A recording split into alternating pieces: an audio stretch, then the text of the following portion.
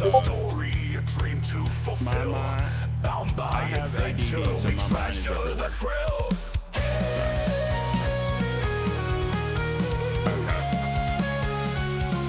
Yeah, I'm just trying to.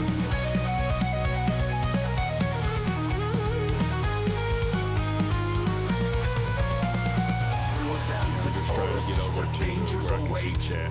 With bonds forged in fire, we embrace our fate. Against the dark forces, we won't back down. For the Queen's shining crown, we'll take back the town. Hail to the brave, the strong and the true. For dungeons deep, we'll see this quest through. On the road to glory, we won't lose our way. For the Queen and her kingdom, we fight night and day. So gather, my brothers, let the battle begin. With hope in our hearts, And I tried, that's why I said I tried to, I tried my best to go through, but yeah, I mean, like I said, any questions, just ask. Just because I am doing a lot, you can ask them to. I am doing a whole lot. Thanks for the follow. Eric. I do a lot when I'm trying to stream and run the game. So if you have any questions or anything, just ask. It doesn't matter if we're streaming. Just because we may not think, oh yeah, that's common. Those of us that have been playing a while, it is. But not for new players and somebody that's watching the stream that's like, hey, I want to get into it. Where shadows dance and secrets lie. A band of heroes with courage soaring high. With swords and spells, they rise through the cold. On a quest for the Queen, united we stand tall. Through mountains and valleys, together we tread. With whispers of magic, guiding us ahead. Hail to the brave, the strong there and has the been true. people playing this game for Dungeons 30 deep, years we'll that see still this have to quest look through. into On the and road see, to hey, how does that glory, work? we won't lose our I've way. seen it. For the Queen and her So trust kingdom, me, we fight being new night is and nothing. day. If you have a question, ask. Don't be afraid to ask at all. A rogue with a dagger, quick on his feet. A wizard with wisdom, making foes taste defeat. A healer with kindness, our wounds will mend. And a fighter so fearless, a loyal friend. Each with a story, a dream to fulfill. Bound by adventure, we treasure the thrill. Hail to the brave, the strong and the true. Through dungeons deep, we'll see this quest through. On the road to glory, we won't lose our way. If For I the can, Queen and her kingdom, we fight we night and actually day. right now A rogue we have with a three dagger, quick on his feet. A wizard with wisdom, making foes taste defeat. and A actually, hero with kindness, I our never wounds asked will you. mend. And a Okay, fighter so so fearless, a loyal friend. Each with a story, a dream to fulfill. Bound by adventure, we treasure the thrill. Alright, so you have plenty of people that, like I said, we may not know everything, but we can look it up. There may be a question we hadn't thought of. So you're in good hands here. So Through enchanted forests where dangers await. With bonds forged in fire, we because embrace our fate. yeah, he figured Against out the dark that's forces, the way we I do won't it. back down. For the shining crown. And in the end, this is a homebrew game, so as well versed in Faerun as I am, I have no clue about this world, so I'm going to be learning on that side of things. Yeah. So, welcome everyone. We are getting started once again. We have almost an entirely new cast of characters. Actually, we have all new characters, but we have 2 returning players, and we have 3 new ones. Hopefully, with us starting back over, we can actually have new experiences. We will run into new people that y'all have met before. So I know for sure a few. But we are getting started. We are running a little late. I was trying to go over some of the things with them that needed like back end stuff to see if anybody had any issues and all. So, as you can see right now, I don't have pictures of the others. I will be updating one picture in a few minutes once I get a chance. But the other pictures will come soon. We, like I said, we have three new, very new players for us. And I'm going to start off with letting our actual older players now, not saying y'all are old, but older players start off and introduce their new characters, what they want to say about them, and go from there. So I'm going to go from top screen.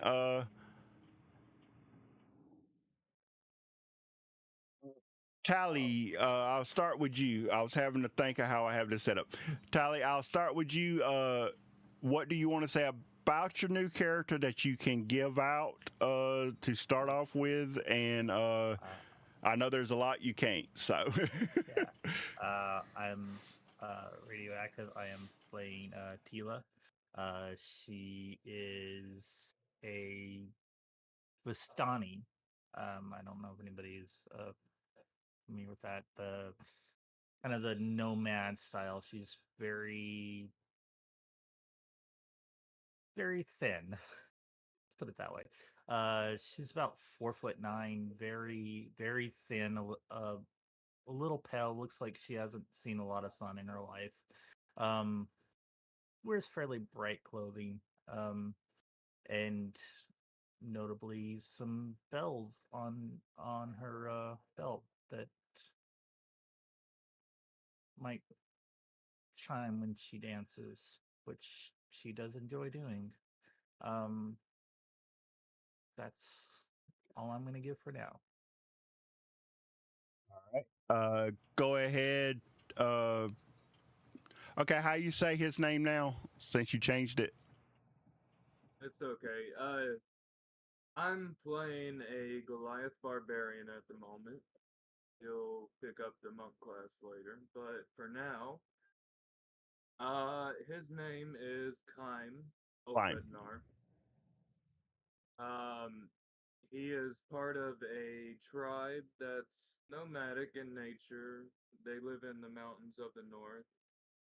The thing that's different about him, once you see him, is that this 8 foot tall, 360-pound Goliath has almost sun kissed bronze skin like he's lived on the beach. He has hair, a lot of it, tied back in a ponytail, blackish brown. And he's wearing at the moment simple traveler's clothes. The thing you'll notice the most is he has a quiver tied onto the back of his belt, which is green and kind of elegantly trimmed with gold. And he has no shoes. Instead, in place, he has foot wraps and hand wraps. His eyes are very light, almost glowing blue. And he's almost timid not to let his skin show, other than his hands and feet. Okay, and Ace is actually a newer player to D&D. She's not played very long, but y'all know we're fine with that. We love new players. So, Ace, want to go over your character or anything else you want to say. And I am sorry if I used wrong pronouns. I did forget to ask y'all that. If you do have a pronoun you prefer, just let chat know so that they'll know it too. Yeah, I'm fine with she. I use she and they interchangeably. Either's fine. I don't have a preference. But I'm playing Willow. She is a druid ranger. She's a pirate though, and she looks so much you would not expect her to be a druid at all. Like she's the least druid looking druid you've probably seen. But I don't have much in terms of what she would bring to the world that you have just yet. But Yeah. she has a lot going on. All right. All right. I do have an idea of how to bring her in with her being Circle of Stars. As everybody pretty much knows, and if anybody's actually lurking in chat, I have not seen our friend yet, but he may come in. Since we haven't played in a while, he may not know we're back up and going. But if Cat comes in around, you know how I am. I'm not great with names. I'm not great with everything, but you know I love druids. So we have ideas with you. So and I'll be gentle. So and excuse me. And okay,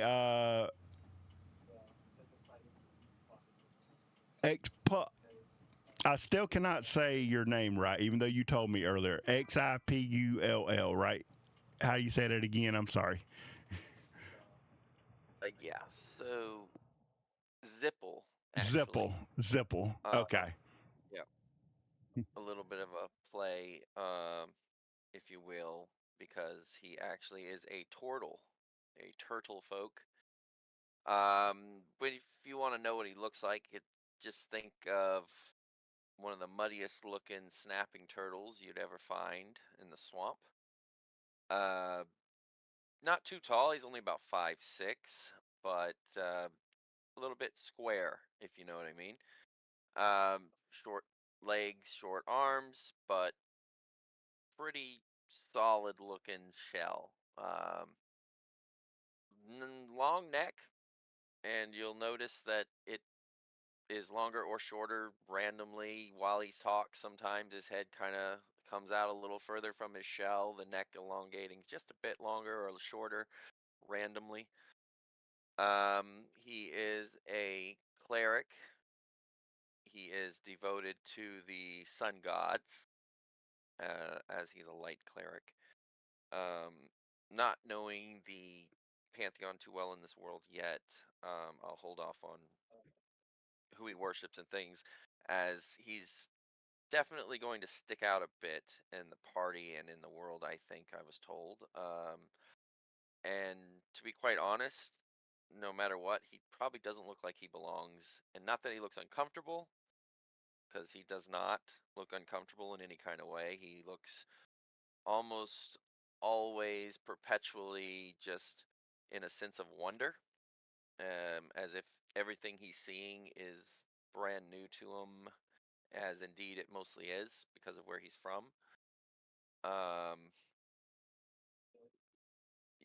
he's a turtle folk, and as such, he kind of speaks a little bit slower, maybe acts a little bit slower, and perhaps just takes his time along in life. And that's something you may just notice. But without knowing a little more about the Yeah. world itself, that's the character. Yeah. Yeah. And they will learn the world. They have a. I haven't told them anything really yet. I want their surprise reactions. But they will know soon enough.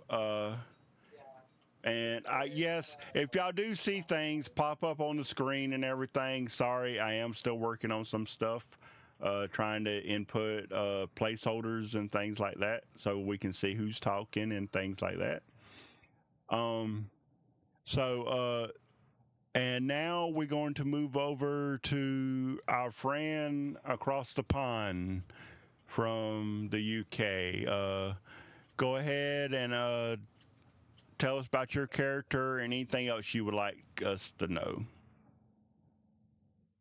Hello, I look after the character Tassilo Bramblefoot. He's a druid, another druid, a very different kind of druid to the wood elf druid of Willow. He's in fact a halfling, and his focus is on changing shape and working with beasts. Tassilo is a small, 3 foot tall, barely, a round cheek halfling with wild, curly, dark brown hair that rarely sees a comb, perpetual twinkle in his eye, and the scent of wood smoke and wild thyme clinging to his clothes. His skin is tanned from days in the sun, his hands calloused from gathering herbs and foraging and tending fires and life as an adventurer. His clothes and armour are a patchwork of travel-worn leather and wool, practical and sturdy, and always smelling faintly of wood smoke, rosemary, and something delicious bubbling in a pot. His eyes are a warm hazel green, and they constantly scan his surroundings, not through suspicion, but out of curiosity. He's someone who's seen the world at its most beautiful and its most dangerous. But it always has. It seems to be always eating or cooking a well-seasoned cooking pot hands from the side of his pack, and pouches of dried herbs jangle on his belt. So I'll leave it there. Appreciate it. If you have not yet, go on and join the above VTT. If you need help, let us know. We'll tell you how to do it. But it should be a little button under your character under the campaign on D&D Beyond.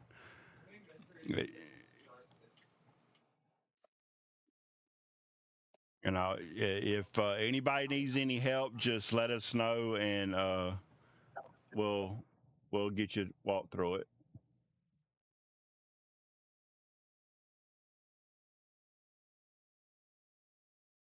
And you should be seeing stuff like that online. I'll tell you the name of the map. Okay, because that is amazing. Yeah, it's one of the YouTube maps. Okay. And for those of y'all that don't see it on stream, I am working on getting that up there. Blustery day.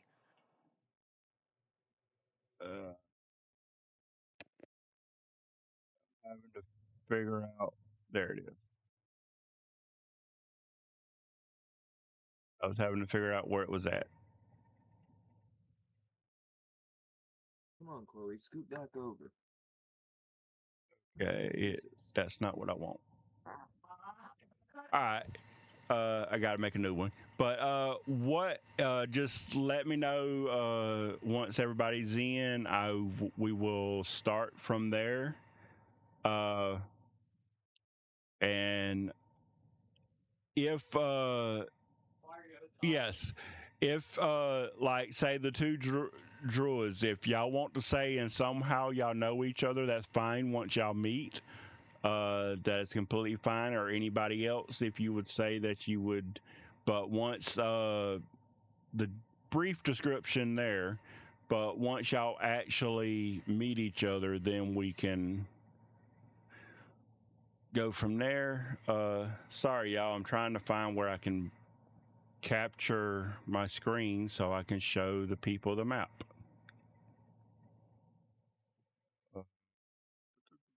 There it is. You know when they move stuff on you and you got to figure out where it's at.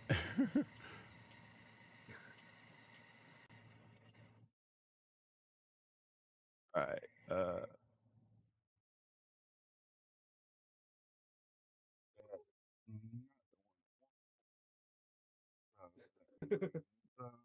But it will work.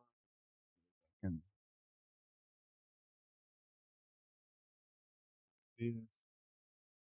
And as y'all can see for the players, this is what I mean by at times I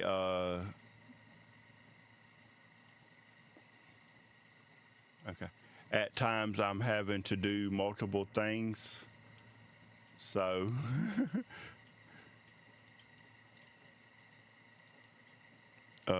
yes, y'all see. All right. I see everything. Once I hopefully once I set all this back up again, because I think it's because it's a new campaign, so a lot of the stuff I had saved didn't work, so I had to redo it. So with y'all, I'm going to do a brief thing of what happened to each, and then I'm going to focus in on each person. Okay.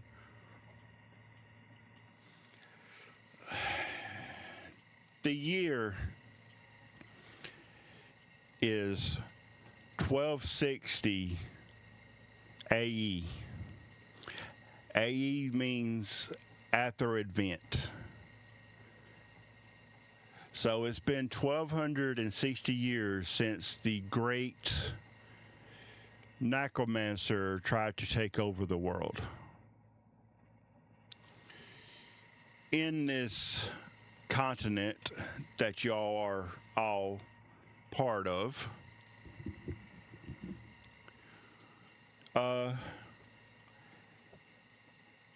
you all have learned your skills very well. You all have went up in status in y'all's community. As so, you each receive a letter from the Queen of the continent, from the Cadet Prime, asking for your immediate audience.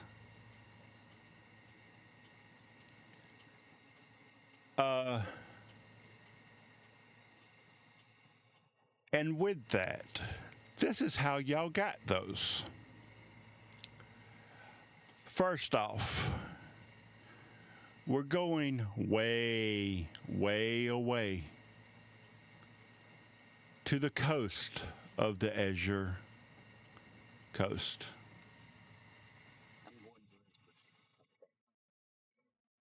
To the Azure Coast, where we focus in. And I promise you, I will get your name. It is a simple name. I don't know why I cannot get it. It's a very Zipple name. Yes, Zipple. Zipple. As we focus in, you see Zipple, the turtle, on the beach. Looks like he needed a swim or something. A wallow. But you do have a house here on the coast. This is a place that many call paradise, while you know it is far from that. And that is all the others of y'all get on that. But you have been asked by a letter you received to go to the Cathedral Prime the setting of the royal family's house. I would ask is that your services are greatly needed, and that you being the cleric of the same god of the queens, that she has asked for your she has asked for you to come and listen to her. Nothing else. The rest of the decision will be made up to you. But you have been asked to come and listen. The journey for you, hold on. Your walking speed is 30 feet, right? Yes. Okay. I was making sure. It will take you, if you walk, about a month. But if you do, they are services offered to you because of who this letter is from. You do have the service that there is a caravan leaving, going halfway there. And then maybe once you get halfway, you might be able to get a ride the rest of the way. And that will take you about a week. It'll take you about 3 days to get halfway there. And then another about 3.5 to get to the actual capital. So, with that, I'm going to ask ZB. Hey, I almost got it right. Zipple. I had a Z right. I'm going to ask Zipple to describe where you're at on the beach and what you will do with the information you were just given. Well, if I had some beachfront property on the coast, Oh, you do. Like literally, your house is literally right at the beach area. it would not be a large or spacious place. It would be kind of like a burrow in the dunes, probably, of the sands leading out to what would probably be like a sort of lagoon, to be quite honest, because Zipple loves to wallow in the shore or the muddy holes, whatever. He enjoys it. And you'd see he has a fishing platform, you know, quite a ways out into the surf, as he loves to sit out with a good pipe and look up to Father Sun and just catch his breakfast every morning. And it's a way that he wakes up every morning and does a little fishing and meditating on his God. And I'll tell you what, when he gets a call from the Queen, who is very high standing with his religion, I'm assuming, Yes. he would be like, "Well, the Queen needs me. I best hurry." And drops the fishing pole, and he would just immediately seek the quickest, most convenient way to get there. So, with your help of the merchants, you start heading that way. We zoom out. We zoom in to Willow. You are actually in a place kind of like what's in the map. You're in a forest area with a river flowing, and you're not far from your living area, And you actually receive your message from a raven. It brings it down to you in its beak and looks up at you. And Willow, do you have the ability of speak with animals? I don't think that one's in my. Yeah, Prepared. but not okay. Not that it's prepared. Just is it a known spell? You know. I think so. Okay. Yeah, I ain't worried about prepared right now.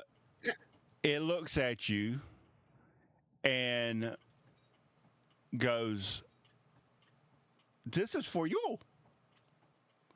Looks up, eyes you as it drops the letter in your hand and flies off.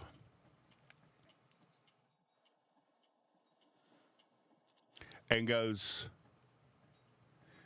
"Eve will come back to get the letter. Or your answer." And then that's the way she says it. Like you sense that it was like a young raven, like learning how to like get messages to people.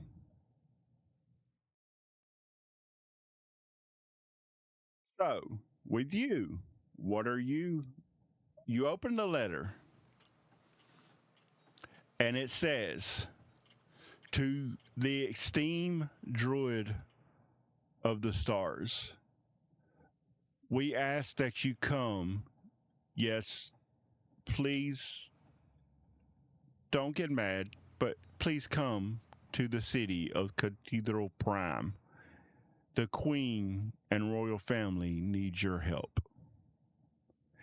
And you do notice that the mark on it is from the Queen herself, not a subject lower than her. And you do know that the Queen looks at druids in a very high light. They help protect nature, and she's very, very much for that.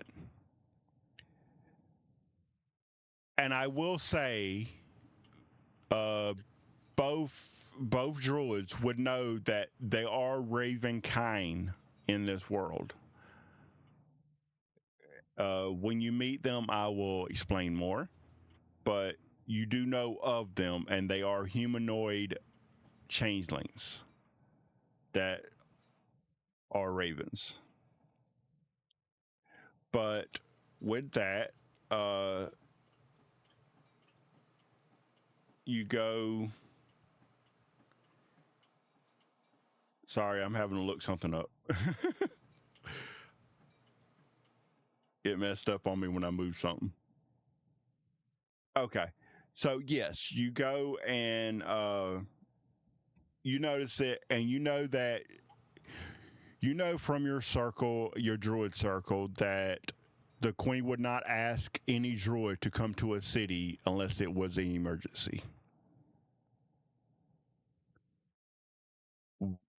What are you doing? I mean, I think since I know that it's likely urgent with her calling me to the city, I would probably try to leave for there as fast as possible. Okay. As you leave, hold on, I'm looking at something.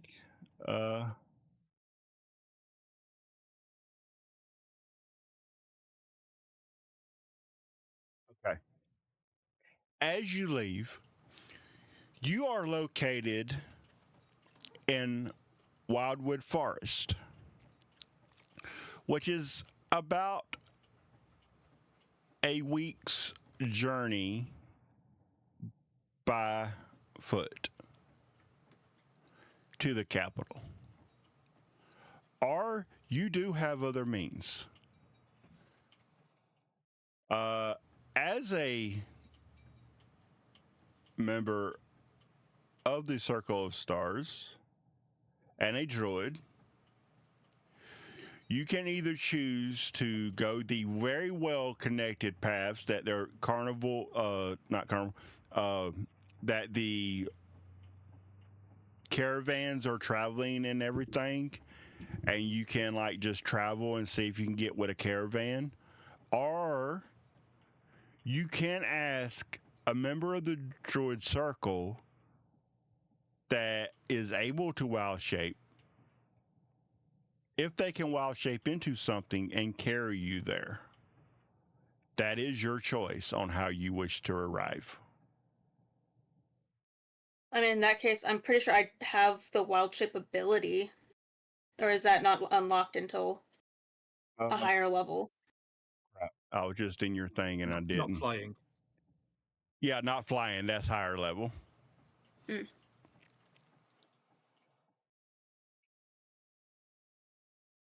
So, I mean, it's not that hard to ask somebody if that's the way you wish to get there. Yeah, in that case, I'd probably ask someone to get me there faster. All right. As you walk up to that's not far from where you are at. You walk up to the longhouse of the Druid Circle. As you walk in, you see the elder druid there. He looks and smiles at you. Ah, Willow, what brings you in today? I need transportation. And I need to get, what was it? What was the city called? Cathedral Prime. I need to reach Cathedral Prime as soon as possible. He looks, and do you still have the letter in your hand? I do. He looks at the letter and sees the seal, and he immediately straightens up and gets more serious. You have been summoned for something, I expect. Well, if it is urgent, I will have Glenn fly you there immediately. And he looks out the window of the longhouse and goes, Glenn, here, immediately, please. And in walks a large Goliath druid. As he walks in, he looks and he goes, yes, Elder, what may I do for you? He goes, Willow needs to get to the Prime immediately and take the entrance for the Queen. As you wish, my lord, my sire. And you understand that with who the Goliath is, he looks at anyone in rank as above him.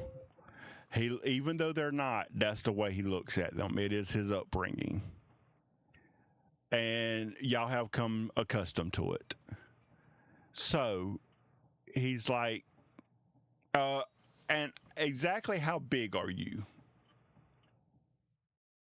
I'm like medium size. Like I'm like average. Okay. So he walks back out of the longhouse, goes to a clean area, and you see him change into a griffin. And he looks at you and points at his back.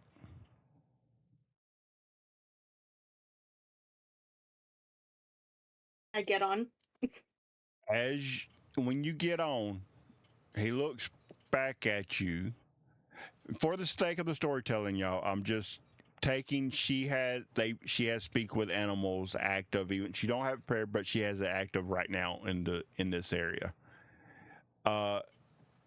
He looks back. He goes, "Hold on tight," and y'all start off.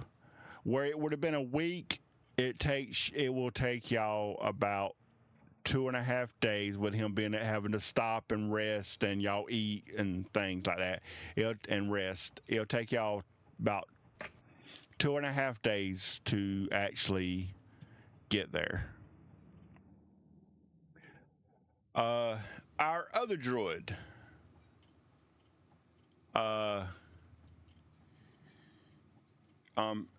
Sorry, I'm having a look at see what species everyone is, so that I know where I'm pulling from.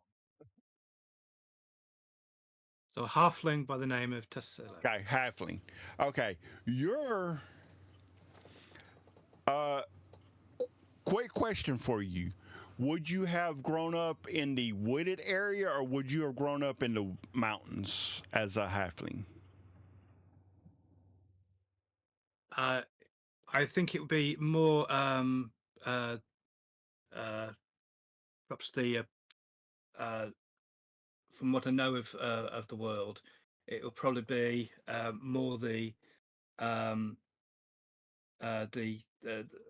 the hills Okay. of Valoria, perhaps closer to the west, to the Wildwood. Okay, so you wouldn't be I've really traveled extensively over the years. yeah, so I'm yeah. everywhere. You wouldn't be in the mount. Your circle wouldn't be really in the mountains, but like in a clearing where with hills and lots of clearings and stuff like that. Okay. Yes, yes. All right. So And a good farmland, Yeah. growing turnips and mushrooms too. all right. So you wouldn't have been very far from where she was from. So you same kind of thing happens with you, but with you, instead of a raven, a wolf runs up, and as it gets near, it bows its head towards you and looks back up at you and eases its way, making sure you're not going to hurt it. Tassilo stops, is wondering. He bows low in a theatrical gesture towards the wolf. And he looks up, and Well met, my friend. you see in its mouth it has a letter, and it nudges it because it can't talk right now, so it just nudges the letter towards you with its mouth, like trying to give it to you. Tassilo reaches and gently takes the letter out of the mouth. Well, thank you. It bows to you and goes, "She awaits your response." And turns around and darts off. My friend, wait a moment. He reaches into his pouches and brings out some dried meat and offers it to the wolf. It looks back, looks at the meat, looks at you. If a wolf could like shrug its shoulders, that's what you would get. It would go over, pick up the meat with its teeth, and then run off. Farewell, my friend. And as you open the letter and you start to read, it says, "To the druid of the circle of the moon." I'm sorry, how you say your name again? I'll get better at these. I promise. Maybe one day. Tassilo Bumblefoot. Tassilo Bumblefoot. Okay. Bumblefoot. All right. We are in need of your services.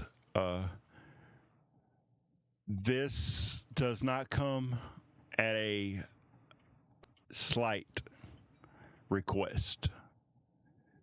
We know bringing you into a city is no small feat, but the Queen has asked your presence here at Cathedral Prime. Please come as soon as you're able to. If nothing gets heard from you within a week's time, we will have Eve search for you and get a response. and you notice it's the Queen's stamp insignia. Hmm. Well. Well, it seems like I must respond. It Oh, seems you're about the important. same. You're about the same distance as Willow was, so it would take you about a week on foot.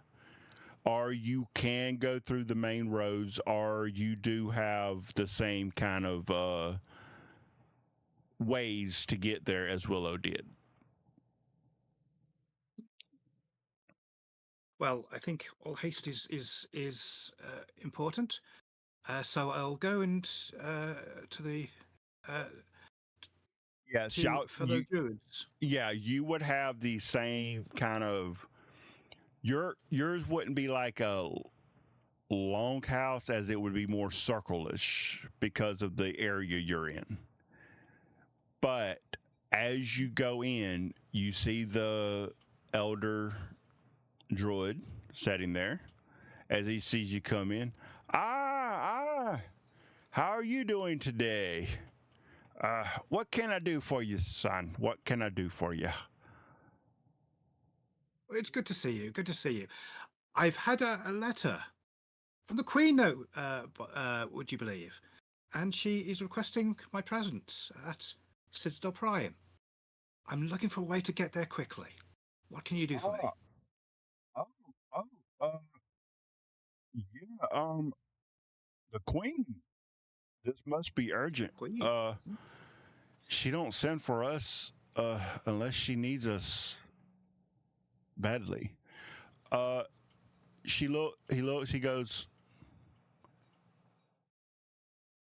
Gerald.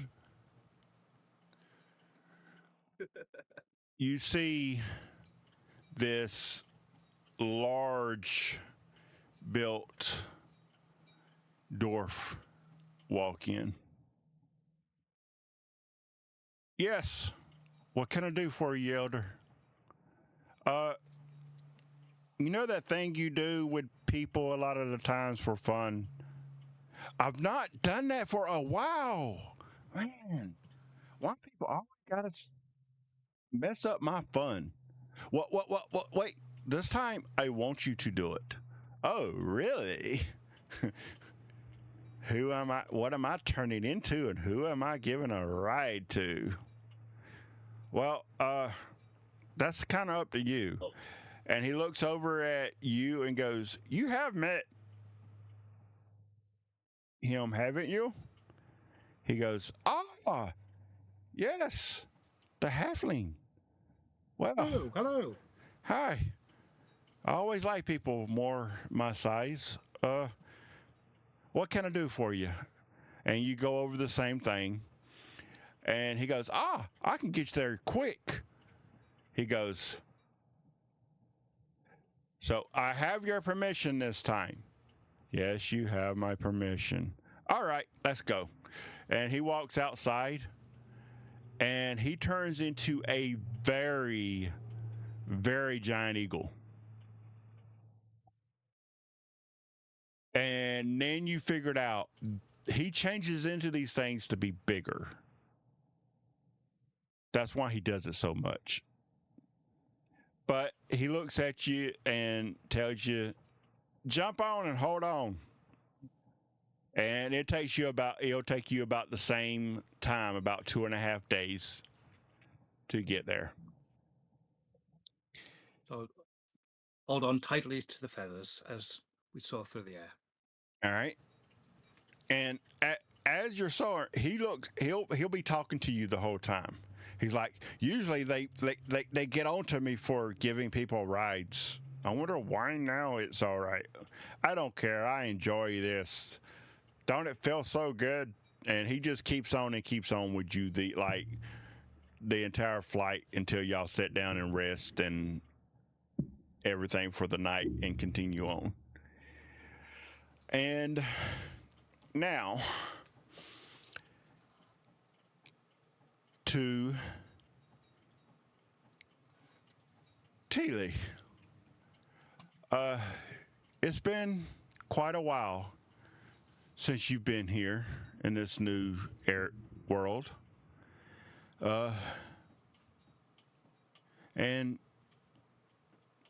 3 years ago, when after everything happened, you happened upon the carnival.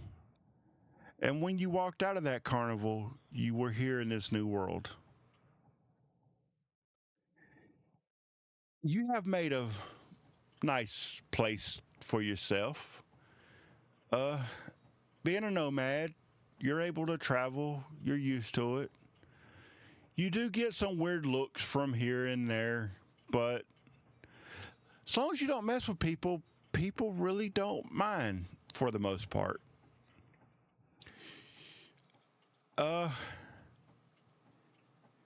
But as you come in to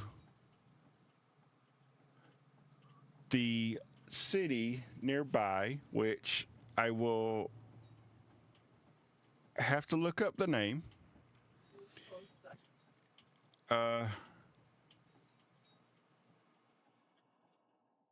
If I can find my Google documents. There. And hold on, I'm going to it.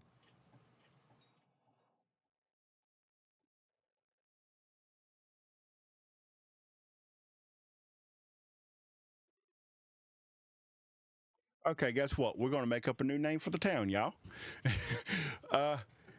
It is, as you walk in to this nice little town, it is called Whispering Pines.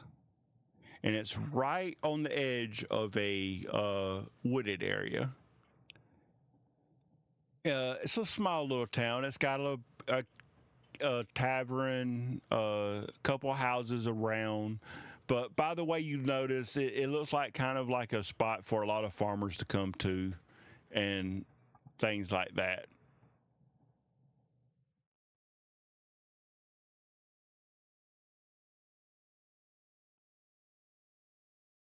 So, uh,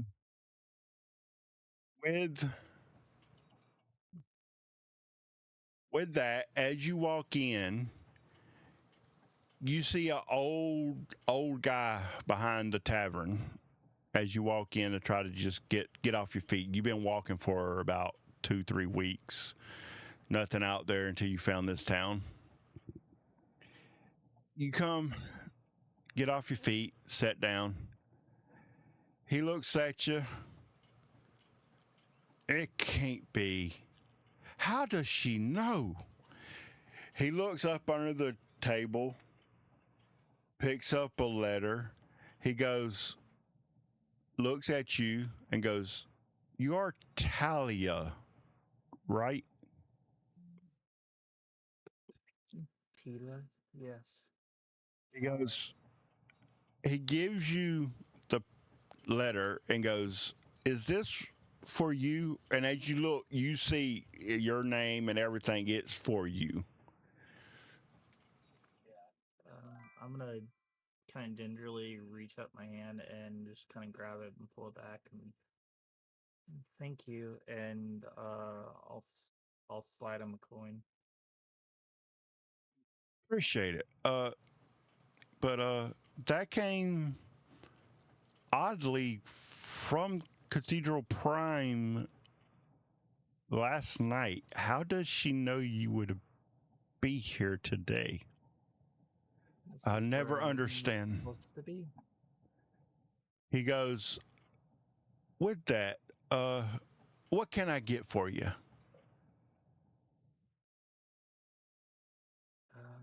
As you look down at the counter, you see like a small little like menu, and it literally says mead, strong mead, meat, vegetables. And it has like the 1 copper, 2 copper, like beside, like the prices beside them, and the highest is like 5 copper for meat. Some vegetables and maybe some water. Of course. He looks. He goes. We got a veggie and a coaster here. And the cook goes, all right. He goes, that letter when you get a chance seems important. And as you look around, you noticed up above him is a shield. And you do recognize the shield from all your travels. It is a Dawnbringer's shield from the guard of the queen above them. And you notice that this inn, while it's a small one, it is very nice, not dusty, and it has about 5-6 tables in it and in the bar. So after a few minutes, the cook puts the stuff on the counter, and he turns around, grabs it, and gives it to you. Anything else, just let me or the barmaid know. And he walks off to do something else. I'm gonna just kind of have my food there and just gonna pull out a pipe and light it, and just like let a little bit of blue smoke just kind of start billowing, and then I will open up the letter inside the smoke. And what you read is, to the most mysterious Talia, we have heard of your deeds since you've arrived. It is surprising we have not met yet. I do like to meet people that come from other realms. But this is not a social call. We are in need of your services. It is a matter of this realm. It is in grave danger. Please accept the invite. Come meet me. And if you decide not to continue, that is understandable. You have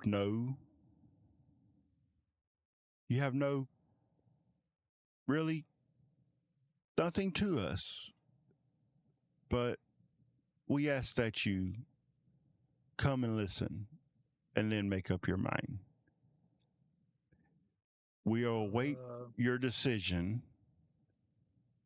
Please be at Kathik Prime within the week. If you're not here, we will send Eve to learn if you wish not to come. It's gonna reach it kind of like very gingerly, trying to not pull out her coat so nobody will see the tears on the side, but she's gonna kind of reach in and she's gonna pull out a very old pack of cards, and she's gonna kind of start shuffling them, and gonna pull tarot to see if this is the way that they want her to go.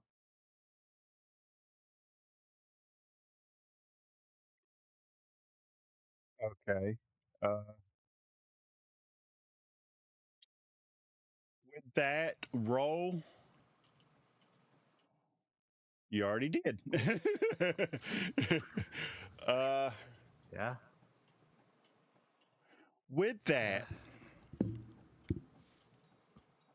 you get a sense that while they like the idea of you going, it could end you again. But So they like the idea or get to rest. yeah, they like the idea. But they don't like the idea that it could end you, but you sense that it's more for going to hear her out and then deciding from there, because right now the outcome overall could end you. She kind of smiles at that thought, but trying to not let them hear. But kind of hard when they're inside her head. But she's just gonna kind of There's no escape. and We always hear. and get up, and the food and drink are just left untouched at the table, and I'll start walking towards the door. All right. Would you, where you are, it actually will only take you about 3 days journey to get there. As you walk out, you do notice a sign that is like a small makeshift hospital, and you see it says, "To the sister and ranger that helped this community once." As you I'll walk towards the away. sign. Okay. I'm gonna walk towards the sign, and I'm gonna reach, and I'm going to lay 2 silver on there, and just thanks, and walk away. As you walk away, you see a sister.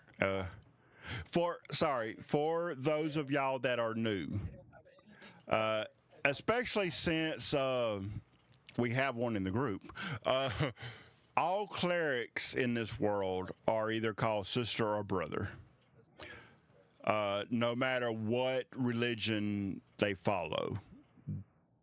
All clerics are sister or brother.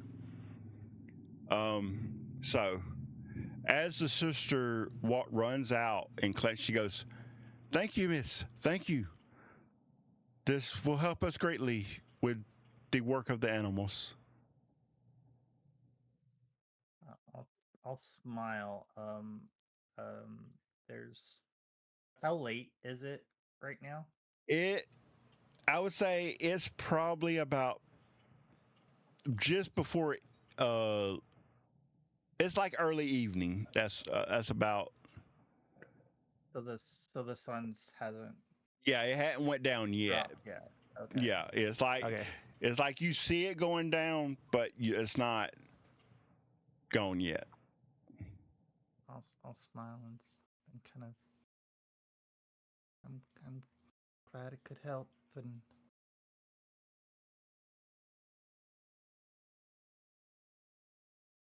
thank you.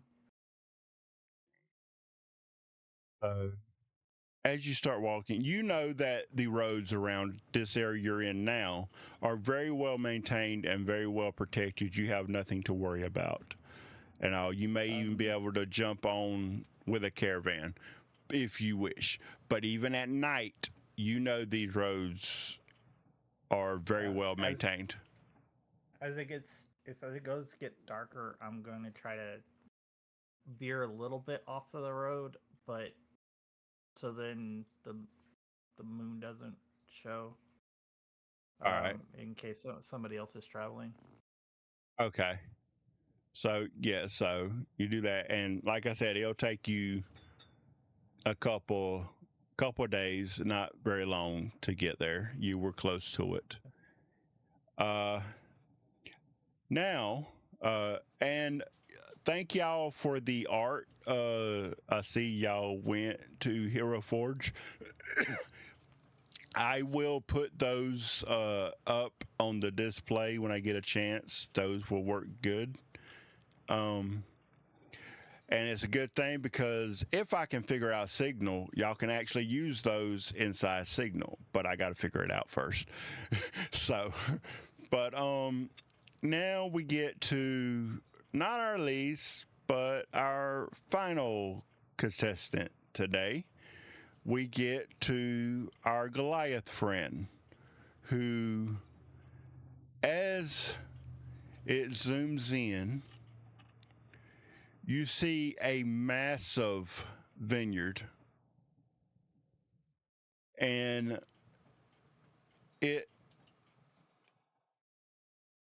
it goes and it shows a training area that there's like stuff around it and all. Looks like it had been used not long ago.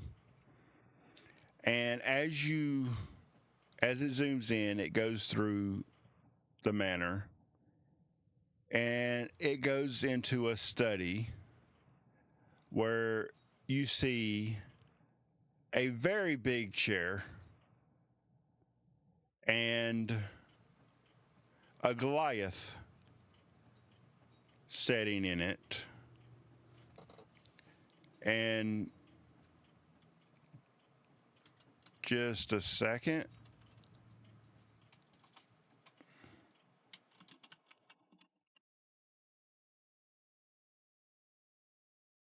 And I just noticed. Are you there, man? I just noticed that your little icon. Okay, I noticed your icon wasn't lit up on the chat thing. That's why I stopped for a minute, and I saw it was like non-responsive, like you wasn't there. So with that, it shines in, and you see sitting in a chair a Goliath of a man. And okay, as he's sitting there, a few minutes later, he has a knock at the door. Sir, you have a letter. It's from the city.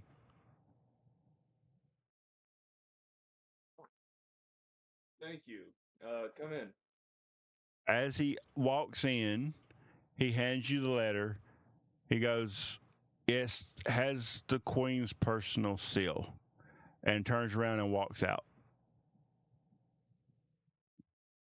You hear him visibly sigh. If there was someone there, you would hear him visibly sigh and say, "Thank God she responded." And as he opens the letter, it would read, at the DM's discretion. Yeah.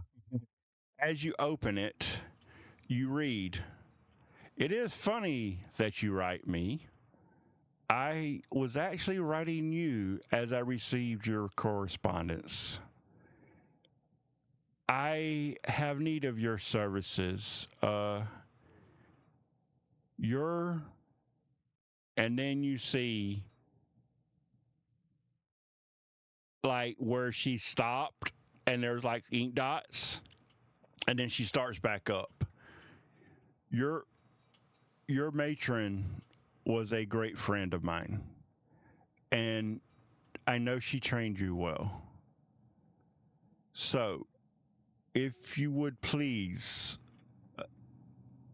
come to my audience, we need you for a dire situation.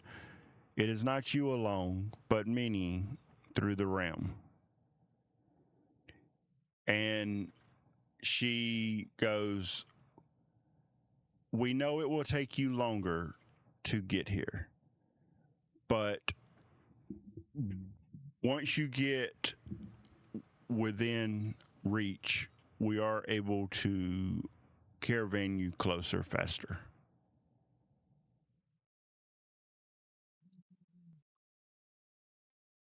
We will expect you within a week and a half, or Eve will come find you to get your response. All right. I actually fold up the letter and try and keep the Queen's wax seal as intact as possible as I tuck it away just in case I would need it during introduction. And I would immediately say to the what was the man's name? If he would have one. Oh, the one that brought the stuff in. Yeah. Okay, yeah. He would. James would be like your. Alright. He's like your house person, like the one that make sure everything stays up and going and things like that. Alright. I'm gonna look up to him and be going, James, get me our fastest horses prepared and our sturdiest carriage. I'm gonna need to make my way to Queen fast. This is an urgent matter. Our letter got read. This is her response. Ah, right away, sir. And he goes. He don't even step out of the room before he says, "Earl, Sam, stables immediately. The best horses." He goes, "They'll be ready. They'll be ready within 30 minutes."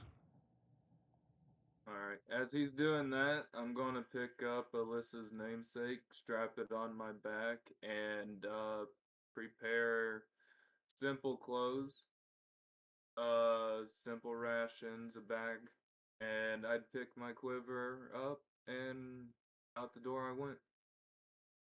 Right. I'm glad I pulled that away fast.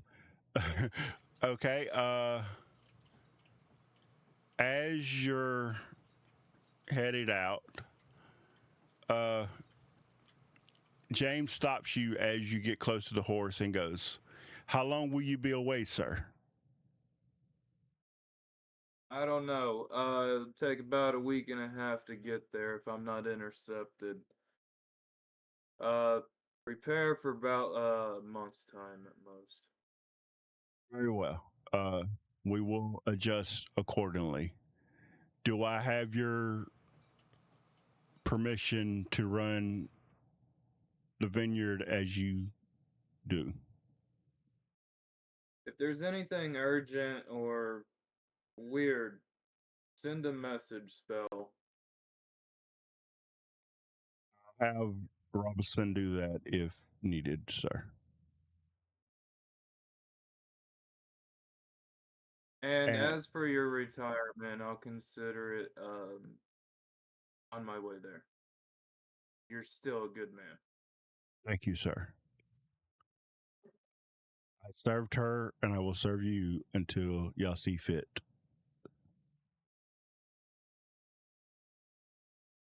And with that, he walks away to go upon his duties.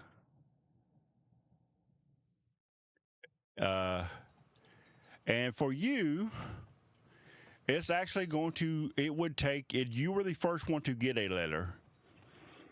It will take a month and a half, if not longer, to reach Cathedral Prime for you, even with the horses. Okay. So you have a long journey ahead, but you get there. So. Alright, no, that's fine. So, but your letter was sent way before anybody else's. So, with everybody's link, y'all should be getting there pretty close to the same time. And this is what will happen. With I did get y'all's messages.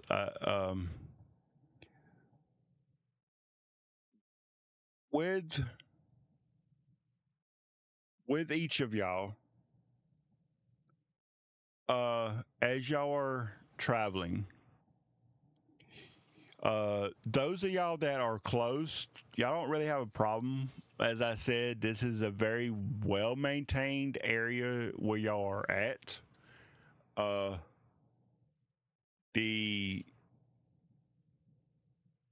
all know that the queen keeps this area very well in shape. There's not a whole lot of crime. The rules that I will send y'all the 10 rules of the area. Actually, I don't think I ever actually sent them the first time, but I don't think you did. oh, I did? Okay. Well, I don't think you did. Oh, okay. But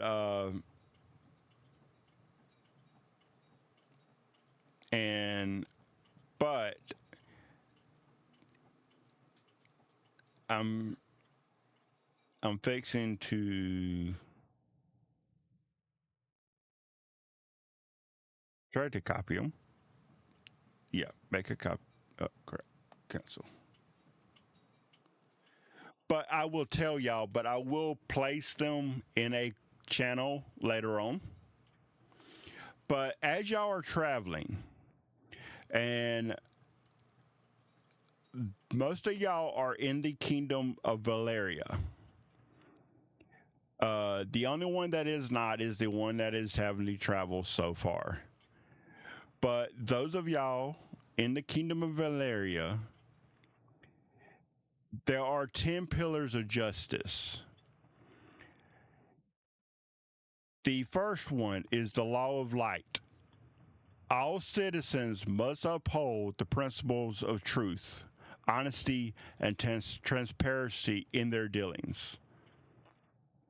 Falsehoods, deceit, fraud are strictly prohibited. Legal documents and transactions must be conducted with integrity and openness, which that would explain a lot to Rose. I'm sorry I didn't tell y'all. But with this, basically, if you are found in violation of the law of light, you are sent to jail for a time, depending on how bad it is. The law of justice. Fairness and equality must be maintained in all jurisdiction proceedings. So this is basically saying everyone is entitled to fair hearings, and unless they are proven guilty, then there's nothing that can be done. And there is no corruption. Corruption from officials and judges are met with death. This is the key one that is the reason it's so safe within the kingdom. The law of protection.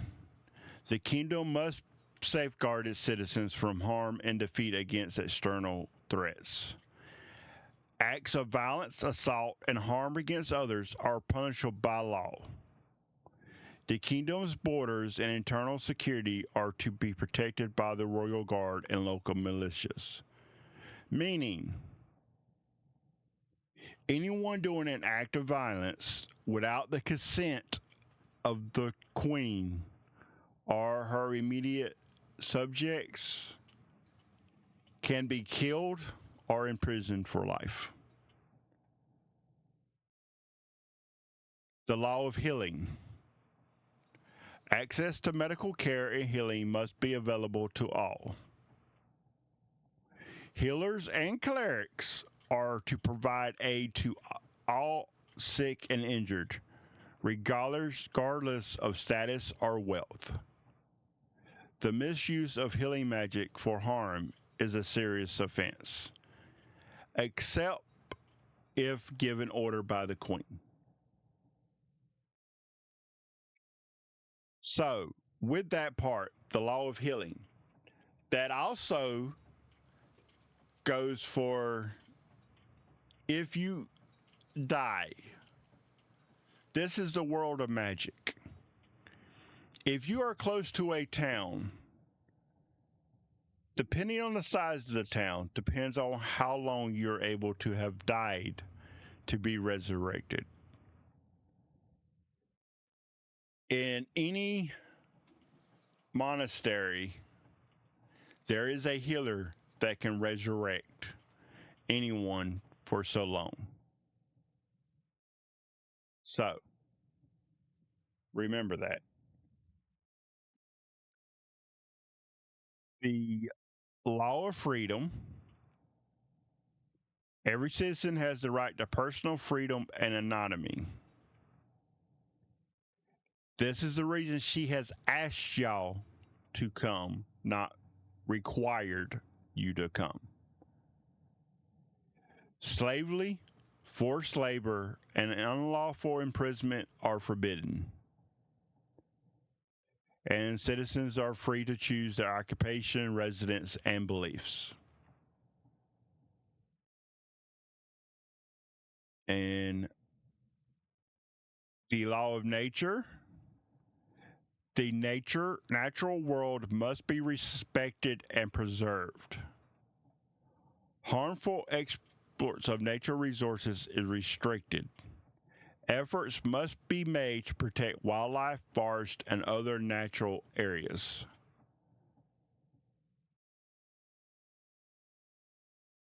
The use of magic must be regulated to prevent misuse and harm. Participants of magic must be registered and adhere to ethical guidelines. Forbidden and dangerous spells, such as necromancy and mind control, are outlawed.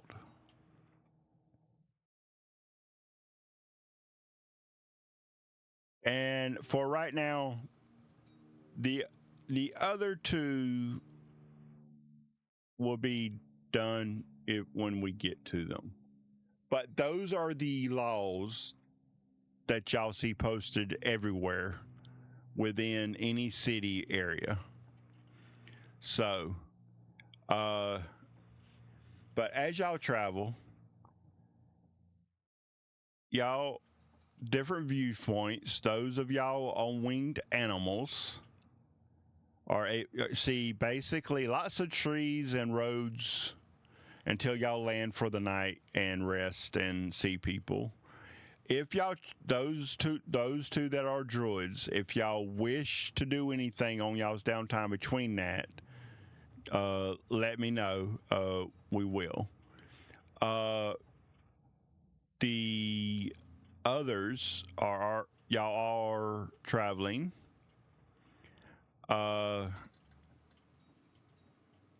Yeah, so as y'all go through, it's pretty safe and everything right now. So y'all get to where y'all are going within the time frame, unless one of y'all wants to make it longer. Let me know. But y'all all make it to Cathedral Prime. As y'all are about, I'll say, the druids get there first in the morning time. As y'all land, y'all look at each other, recognizing that y'all are both druids, and see that y'all arrived by the same method, and just smile at each other. But y'all's two companions transform upon landing, and they actually both say that they're going to go eat, get some rest, and then they'll fly back to their areas, or they'll get back anyway. As you look up, you're on the outside of a wall. There's a community on the outside of the wall. But this wall is about 25 feet high. And it is made of white stone. You two being druids, actually both Ace and well, not Ace, Willow, sorry. Willow and Hello. Tessalo. Give Tessalo. me Tessalo. I will Hello, get. yes. Okay, I will get it. uh, Or not.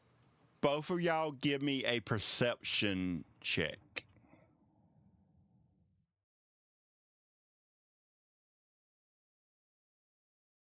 Okay. I rolled a 19. Willow. So I'm trying to find where to how to cast it. 1 second. Okay. I'm sorry, I forgot. This is newer to you. When you're on, you see where it says game log at the top on the side. On the side, There it you should go, say. Okay. I'm saying it should say sheet. Ooh. Okay. Tessalo. I will get it. You do notice that this wall has druid language on it. And you recognize them as protection spells. Willow, I see. you do notice there's druid writing, but it's just like you glanced and you didn't really focus on it. You're just so used to seeing it so much, but you're not thinking that this is a city. You saw it and you just kept moving. So I'll approach Willow and wave to her and bow low. Hello there. Hello there. Well met. Well met. Yeah. Hello. I pull out from my pocket a letter from the Queen. Are you here too? Have you received a word? Is that why you're here? I pull up my letter. Yes, I did. Oh, good. We're going the same way then. I don't know where the Queen resides. Shall we find her together? Sure, yeah. As y'all both pull out those letters, you notice a guard at the wall immediately straighten up. Look over to his person to his left, and that person starts walking towards you. And they go, Druid friends, is that the seal of the Queen? It is. It is indeed. Indeed it is. We've been expecting you. Before you enter, please remember this is a city. We cannot keep all traditions as that you hold in the nature world. And he looks. I'm sure we both behave. He looks. He goes. We will have someone escort you up to her residence. And with that, you see a younger guy come up, and he's not as like fitted out as the other ones are. You can see he has some stuff, but he's not like a. It looks like he's newer to the guard. So he looks at him. He goes, Samuel, take them to the Queen, and when the Dawnbringers ask the word, and he says in his ear something that you can't hear, and then he looks back and he says, these are those that she sent for. And he looks, he goes, yes, sir, immediately. Looks at y'all, please come with me.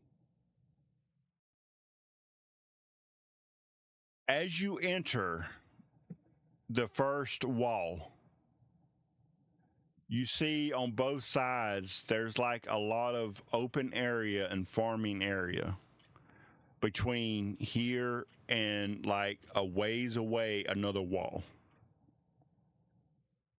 As you get to this area, you see another set of guards. This wall is actually a little bit bigger and thicker. And the guard with you tells them escorting these to the residency and keeps going. Once you get into this area, you're starting to go up from here. When you get in this area, you start seeing a lot of shops on both sides. Like what you are in is like a circle. It is a circled like city. So as you're walking this main path, they just go out and start to turn on both sides. There are shops and all throughout this area. There's like you can see here and there's homes with the shops and things like that. And as you get to the third gate, you see a different symbol on them. And on him, you see a sun in the background with land in the front, and it looks like the sun is rising. And y'all would know that this is the symbol of the Dawnbringer's coat of arms. Right. And you see the little boy, he looks very nervous. You're the guard with you, and he walks up and he goes, "I must tell you a secret, guard." And he whispers something in his ear. As he does, he stands at attention, looks at y'all, sees do y'all still have them out, or did y'all put them back up, the envelopes, the note letters? I probably still have it out. Okay. As he Yeah, sees, my pocket.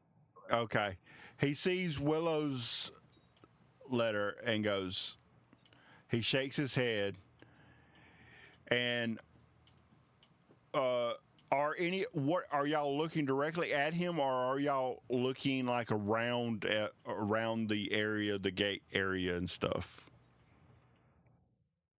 Well, since he mentioned a secret, my ears are picked up, and I'm trying to work out what he's on about. Are you trying to hear what he says? If I can. Okay, I got a question real quick. go ahead. I was kind of in the middle of typing someone. Where did we already all meet up, or are we just in No. line outside the gate? No, the druids are the first one to reach the city. Nobody's met anybody but the two druids. Okay.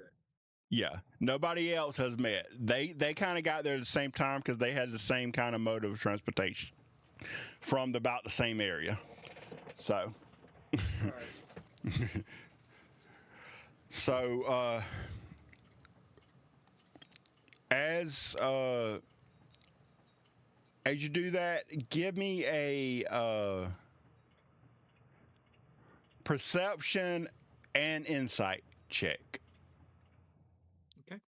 Perception, Yeah. not too good. Is All right. 7. And insight, better, Okay. 22. What happened is that you sensed with your insight that it's not like really a secret. It was just like a secret word he was using. So after that, you just didn't pay attention no more. Like, yeah, it's like it's not that big of a deal. It's just a way maybe it's like a gate code or something like that to be able to get safeguard. So yeah, with that insight, So- you understood that it wasn't like nothing like an actual secret. It was just like a code word of the day or something. I gotcha. My curiosity satisfied. I then begin to look around again Okay. and take in this bustling city. All right. Willow, what would you have been looking around up on the walls, or like around like the area you're in now, or what? Or would you just be focused on the guards? I probably would have been looking around. Okay, give me a perception check.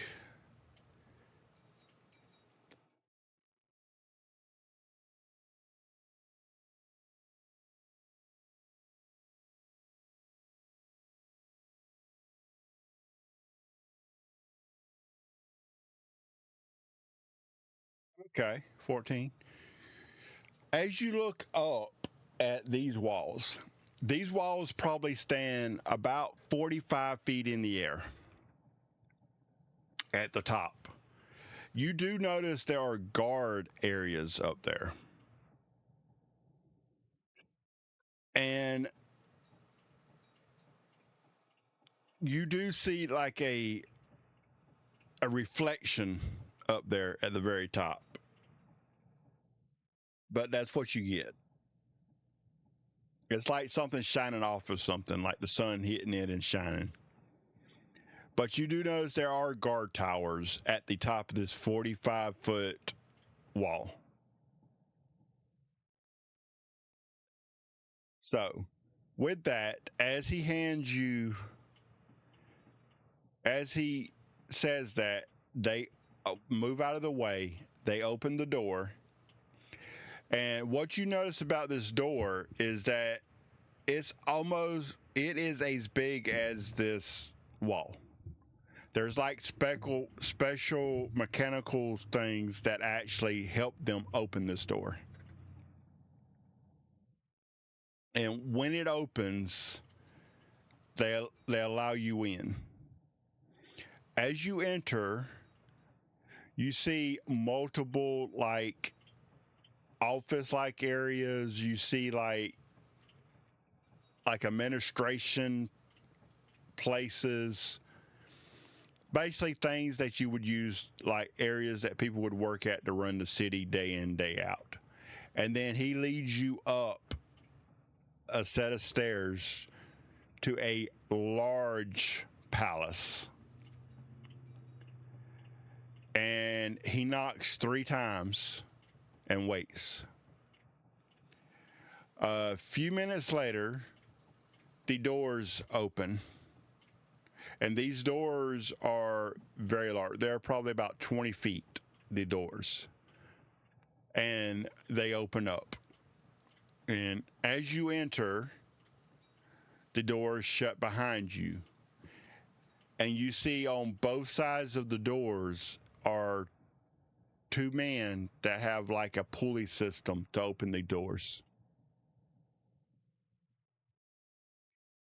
And he goes, right this way. And he leads you on in. And there's a porter, I guess is what you would call him, that's standing at a table, and he leads you up to it. And he looks at her and she goes, "These are the droids that the Queen has sent for. They have arrived." "Oh, yes. Thank you, Squire. You may return to your duties as you wish." And he turns around and walks off. As the porter looks at you, he goes, she goes, "What you see is a elven woman that looks like maybe in her 20s or 30s, but y'all know with elves, that's not a for sure thing. That's just what she looks like." And she goes, "Yes, right this way. We are waiting others that should be here soon. Please come. I will show you a resting area." And she takes you into a garden area that's opened to the, like, outside on the top. There's no roof or anything. She takes you in, and you see trees, setting areas, and an area that's got like a table with water and snacks and things like that. So you two are in waiting. You're able to like move around the garden and everything freely. So if you wish to do something in there, just let me know and I'll come back to you. Just those says, "Ooh, snacks," and goes straight to the table.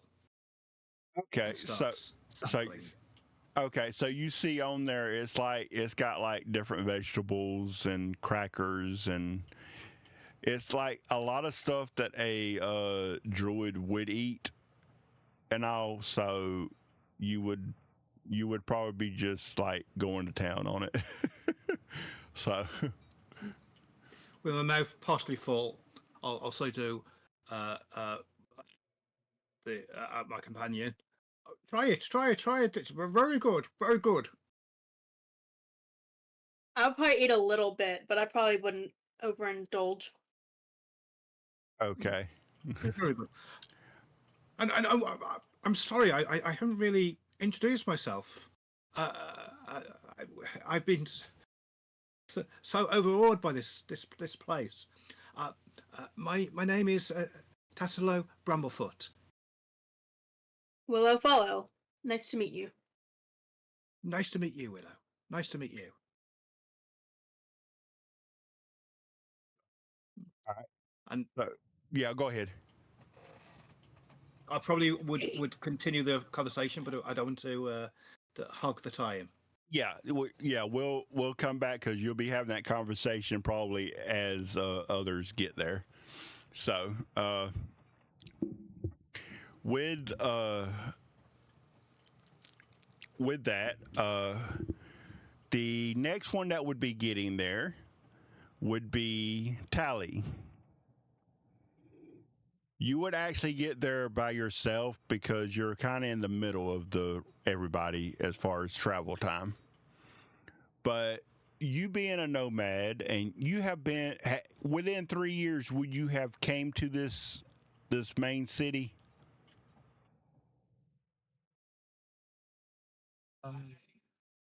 Probably. Not really going. I like going in, too but far yeah, in, but yeah, but definitely probably would have came by, especially if there was anybody that was getting terrorized or anything around the area, would definitely.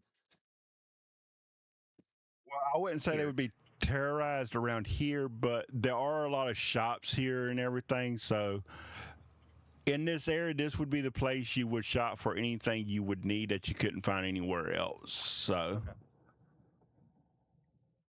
And yeah, might have been in once or twice, but nothing really. okay. major. All right. So you knowing what the city looks like and you're knowing the routine, you know you can easily just come to the first 2 gates and easily just say what you're doing and you can get through. So as you get there, it would be about by the time you got there, it would be about midday.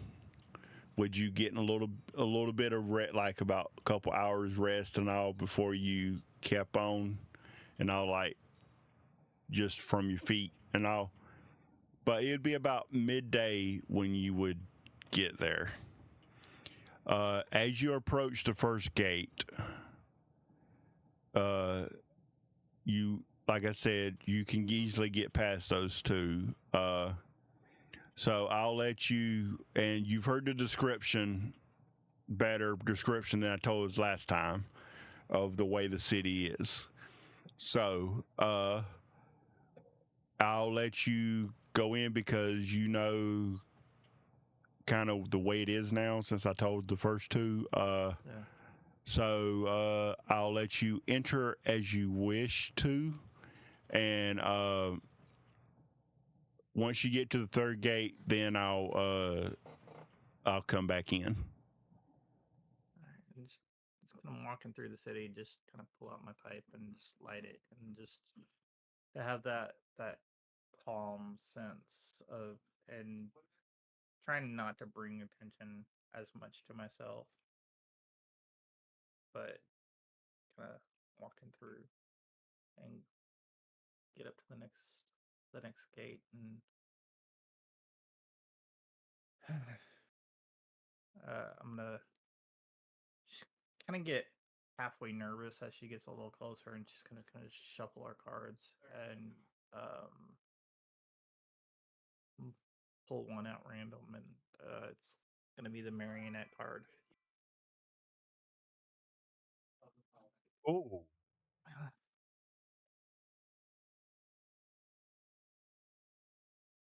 Okay.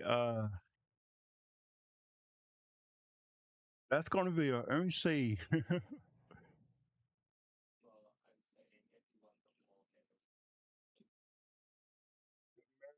card. Um, I'm trying to think of how to do this here. if you want, if you want, I can play with it, or I can keep on bouncing these off of you, because I got I Yeah, got yeah. 54 of them. Go ahead, and because in this area, I'm coming up with a blank. So go ahead and work off of that. Come on. Well, these people may be puppets of her, but I think we can do this. Maybe we just need to find the one that. Oh no, I need to work for her. Thank you, I appreciate that. And I will shuffle the cards and slide them back in my pocket. Okay. Yeah, that worked. I was trying to figure out how. I'm like, hold on, that means you're a pup, but you're not a pup. I'm trying to figure. I was trying to figure out how to do that. I'm like, that don't know that. But okay, I get it. I got you. So yeah. Okay. And is that all? Is that what you do right before you get to the third gate? Yeah, All right right. before I get to the third gate. All right. As the guards look at you and see you like playing with grass, she goes, "They got a sightseer in the capital. That's unusual, but okay. What can we do for you, sightseer?" I'll just offer like the corner of the letter and just show the emblem, and just I'm gonna pull the deck, and I'm gonna shuffle, and I'm going to offer the guard that asked me to choose. He looks at the other guard, and then looks at the like around. The other guard goes, "I won't tell. See what it says." And he looks around, don't see nobody else, and he easily picks like the third one from the right. And he pulls the Abigail, the 4 of stars, and I'm just gonna look at him, and you missed something this morning. You might want to go back. He looks down, and you can tell it's the first time that they both noticed he don't have a sword on him.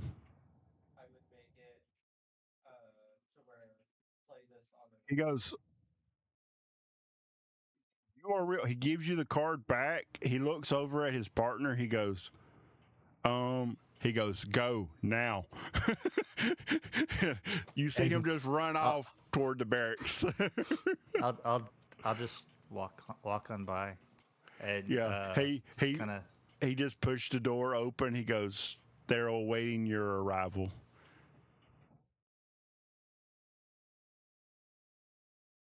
And they don't even escort you because the one escorting you had to run off to get the sword. And he just looks, he just goes up the stairs and knock on the door 3 times.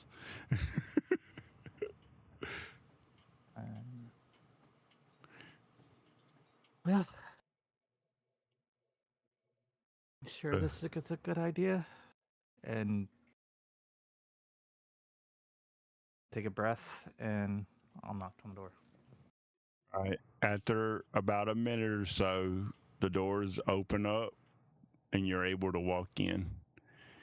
And when one of the guys that opens the door, see only you walk in, looks out, confused, looks at you. Where's the guard that should have been escorting you?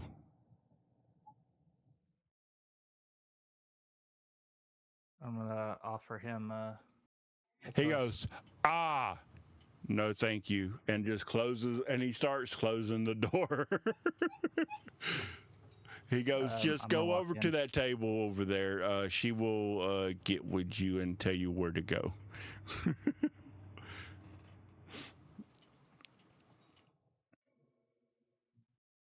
And as she sees you walking up, she like gets up and she goes, "Well, you must be Talia." She thought that you Yeah. might actually come in alone. She looked around. She goes, "He pulled a card, didn't he?"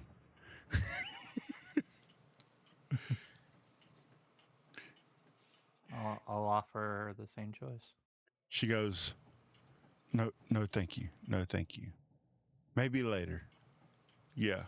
She looks And around, I'll and you notice that like there's like 5, 6 people like within an area that y'all are in. She's like, "Maybe later," as she whispers to you, and she goes, "Right this way. I will take you to the area that we're still waiting others to come to have showed up." And takes you into the same area that's like a auditorium, I think they're called. But basically, you in a area, it's like a wooded area, and all inside the castle with an open area with trees areas. You see 2 people over there at a table, and you see one just like he'd be they're talking for a few minutes, and then they'll put something in their mouth and listen to the other person, and then they'll talk for a few minutes, then throw some more stuff in their mouth.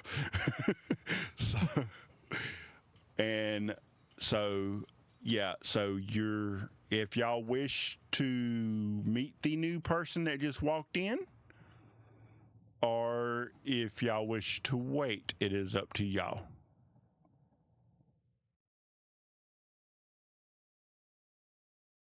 I would probably give a brief greeting. hello. And Hello. she's gonna gingerly offer her hand as she does. She offers her right hand. She's gonna her left kind of instinctively grabs her robe and just kind of pulls it a little closer. Tila. I take your hand. Willow.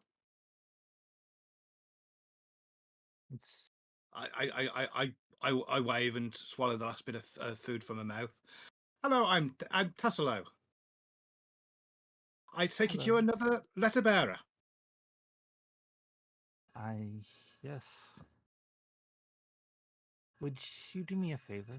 And I'll offer. She offers a deck of cards, kind of fans it out a little bit.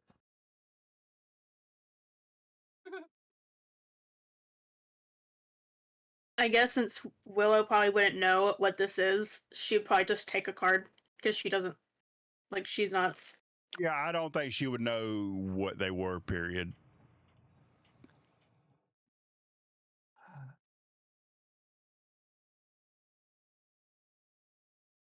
Oh no. Thank you. I appreciate the service that you give. As the healer card comes up and just one that protects. Thank you. And I'll offer the same deck to I'm sorry, Tesla. Tesla. I look at it and I try to recall if I know what this ritual is about. Okay. Give a history. The Arcana, history. History or Arcana, either one. I'll try Arcana. Ooh, not so good. 11. Okay, you have heard of cards being pulled like this, but it's in like something so old that you don't remember exactly what it was meant for. Well, I hesitate for just a moment, but I don't want to be rude, so I pick a card. The shepherd, 4 of glyphs, protector of others, and bear the burdens far greater than should be shouldered alone. I hope to help you. Well, that seems a very appropriate card. Thank you. I'll hand the card back.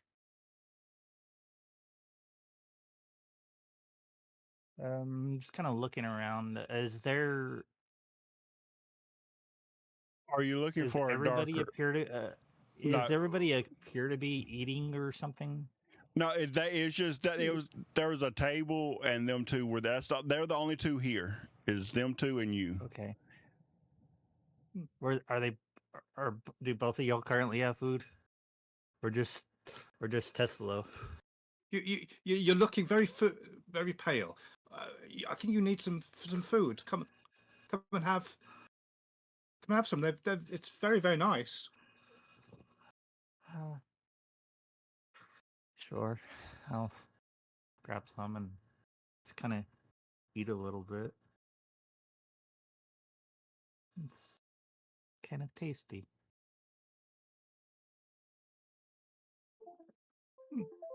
It is, isn't it? Yes, I could certainly have more of this. That's actually pretty cool timing on those 2 cards. That was amazing. How those two got pulled for the druids, I have no idea, but that was amazing. Perfect. And with that, we fade back out. We fade in to an intersection as you come into Valia, where Zip. That's why I stopped. I'm like, hold on, it's not Z. Zip was Zippy and Cap. Okay, I will get it. I'm getting better. It's okay. It hasn't been used much yet. And I keep trying to say the old name. And Cap. Okay, how you say the new one? Kim. I'm. Kim. Okay. Y'all know how I am. Yeah, like thyme. Okay. Y'all know how I am. Okay. At an intersection, as y'all are coming in, y'all meet probably about another 2-3 hours to the capital, but y'all just happen to meet at the same intersection and all from the roads coming in.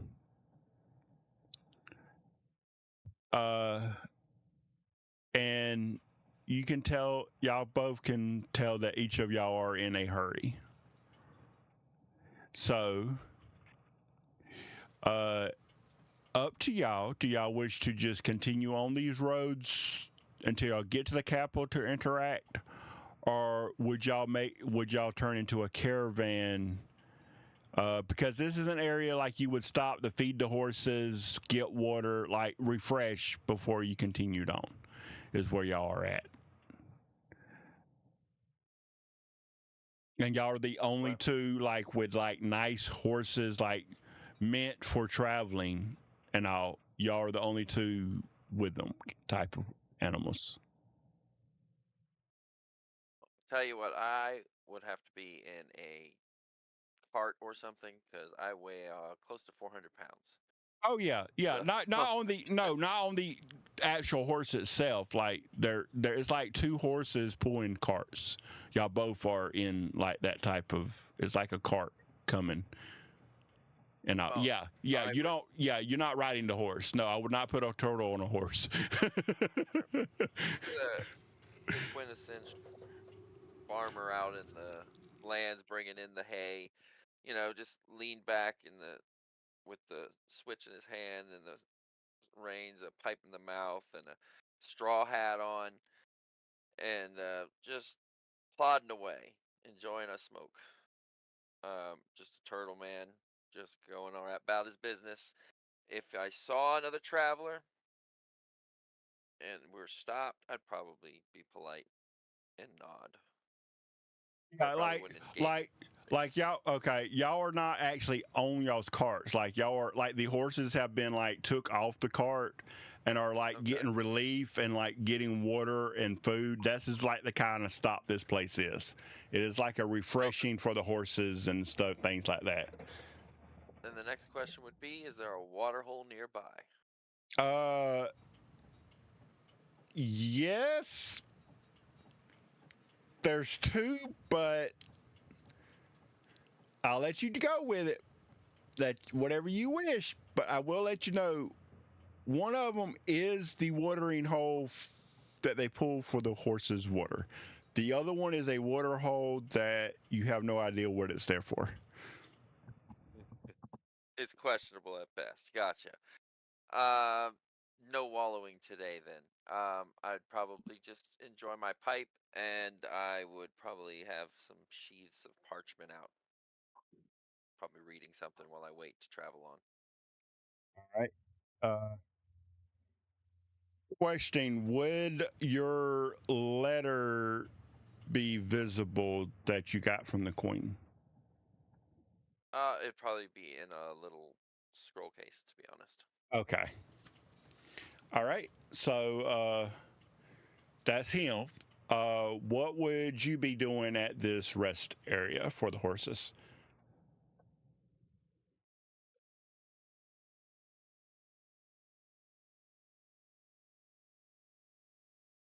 Whoop. Did we lose him?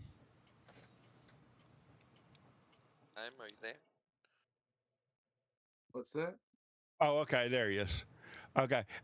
What's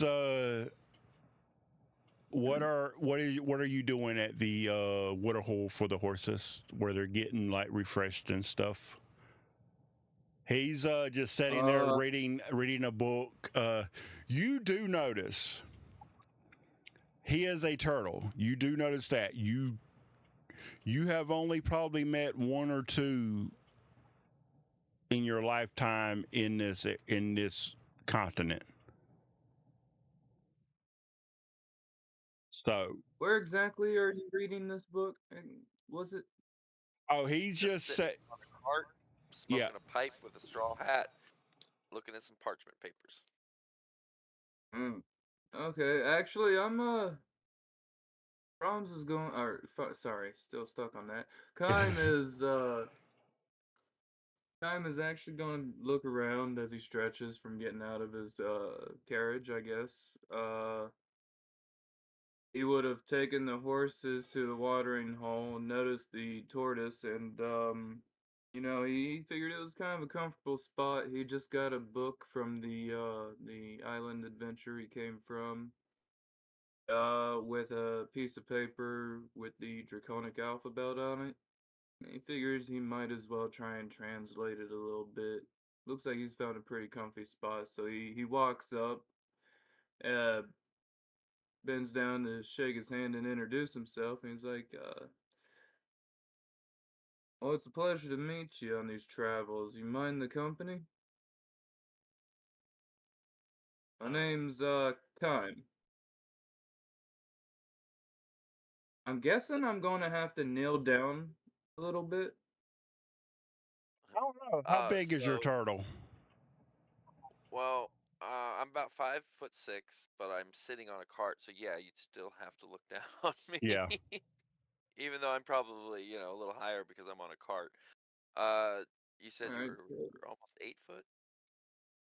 I'm 8 foot tall, Yeah. about 350 pounds of pure muscle. I'm dressed in simple clothes, actually. I do not look like the status you would think he's actually at.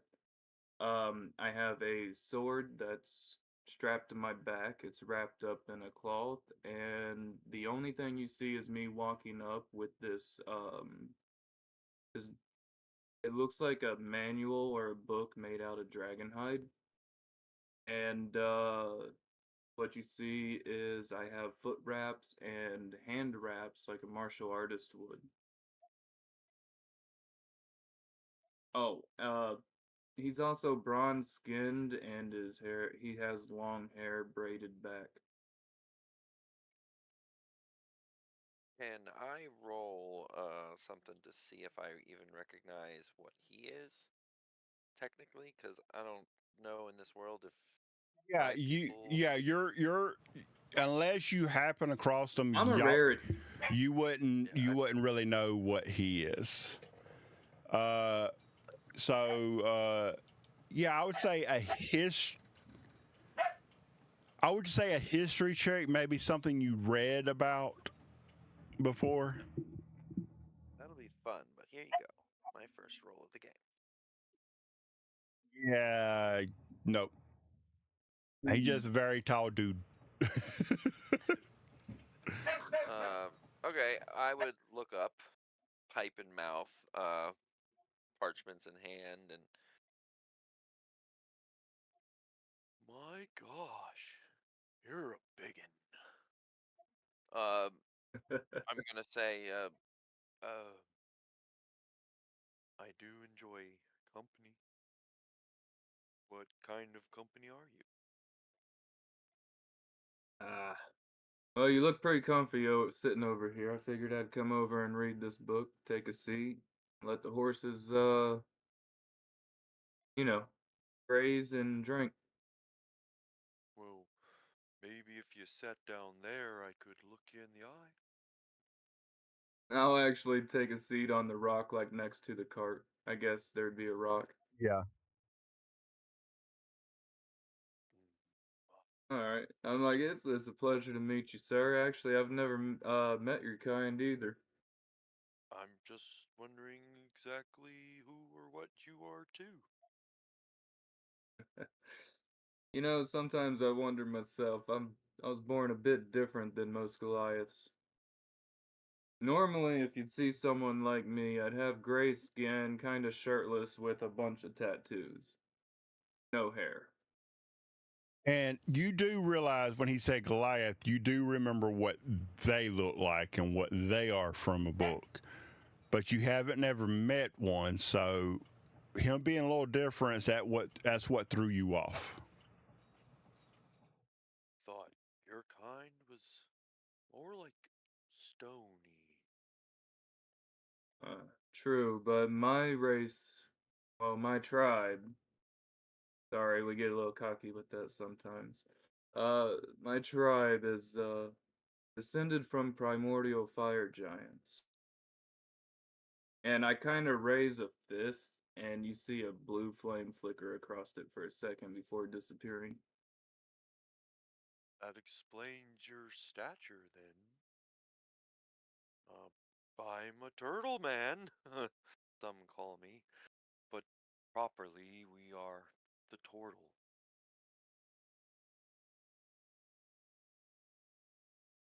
That's, quite interesting. Well, Indeed. actually, I pull out a pipe out of, the quiver on my back, almost like a small pocket. It's bigger on the inside. And I pull out a pipe of smoke monster as I light it. and take a pull from it, you'll smell a very sweet, like almost pastry smell before I release it, and then it just magically turns into a pirate ship sailing off into the sky. Well, that's the prettiest smelling ship I've ever seen.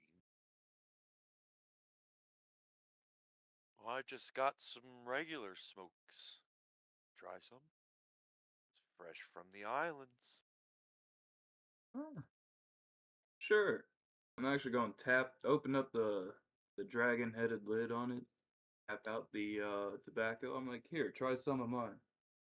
It might be a bit different, but we grow it here on the farms, and some say it has a bit of a calming, almost healing effect. I do enjoy a good healing effect. I'll stuff it up, pipe, and start to smoke it, and just sit there for a little while till the horses are watered. You'll see I kind of look back to my loose parchments and shuffle them Yeah. about. Yeah, it takes about let their feet rest and everything. With everything, about 40 minutes later, the intendant comes up to y'all and say, "Your horses are ready when you are ready to leave. We'll help you get them hitched back up, and you can be on your way." That's amazing. I have to get to the capital. Oh, you're going to Huh. Cathedral Prime. Very nice, very nice. And he And as he says that, he walks off and starts to get y'all's horses done. Okay. In the meantime, while we're smoking and sharing this, I guess tobacco or smoke, um, he's starting to feel very euphoric feeling, almost calming effect while he smokes it. The stuff you put in your pipe is green by nature. Anyways, It's purple. well, it has a bit of purple in it, yes. Anyways. So with that, I'm going to open my book and take out the Draconic alphabet and start reading a little bit before taking off myself after saying that's a coincidence. I'm going to the capital too myself. If possible, I would like to try and percept what he's reading. Oh, okay. Do you know Draconic? Nope.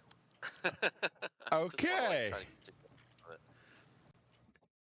All right. I'm trying to think. Give a. Okay. Insight? Yeah, I'm trying. That's what I was trying to think. What would be the best thing? But I think that would probably be the best thing is an insight. Insight into what it. Okay. Yeah, I'm trying to think, but I think that's the best thing I could think of. A You guys are 12. friendly. Okay. You look and you're like, that looks familiar, but I can't understand what it's saying. And you're like, yeah, I can't understand it.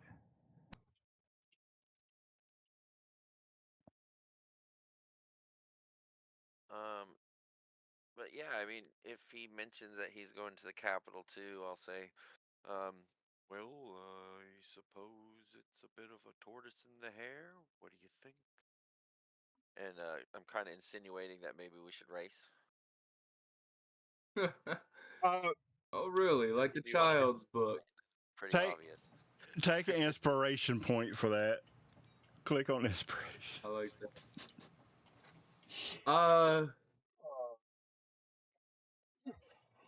Okay, go ahead. Run as fast as you can. You can't catch me. I'm the big ass man.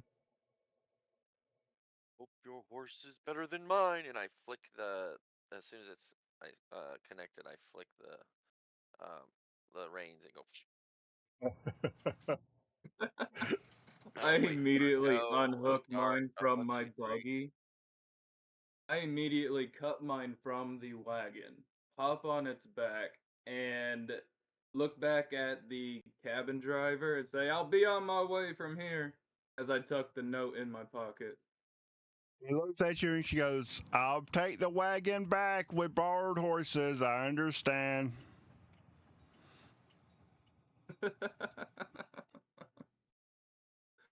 And what you see me get on is a pretty big friggin' war horse. I mean, and it is very fast for its size.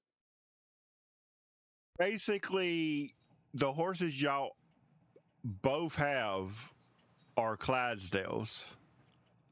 Basically, with the size they are to carry the load they got to carry. It's just they're very fast Clydesdales. So, the way I'm going to do this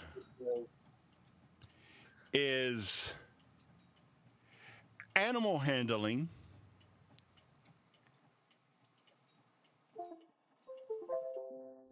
And y'all going to go against each other. Okay. So, y'all both roll animal handling, and the best animal handler will get ahead on each part. I will. I got 21. Okay. As you're going, you're like, "Oh yeah, I got this good start. I can get them. Slower is better." And then all of a sudden, you see him go by you on just a single horse.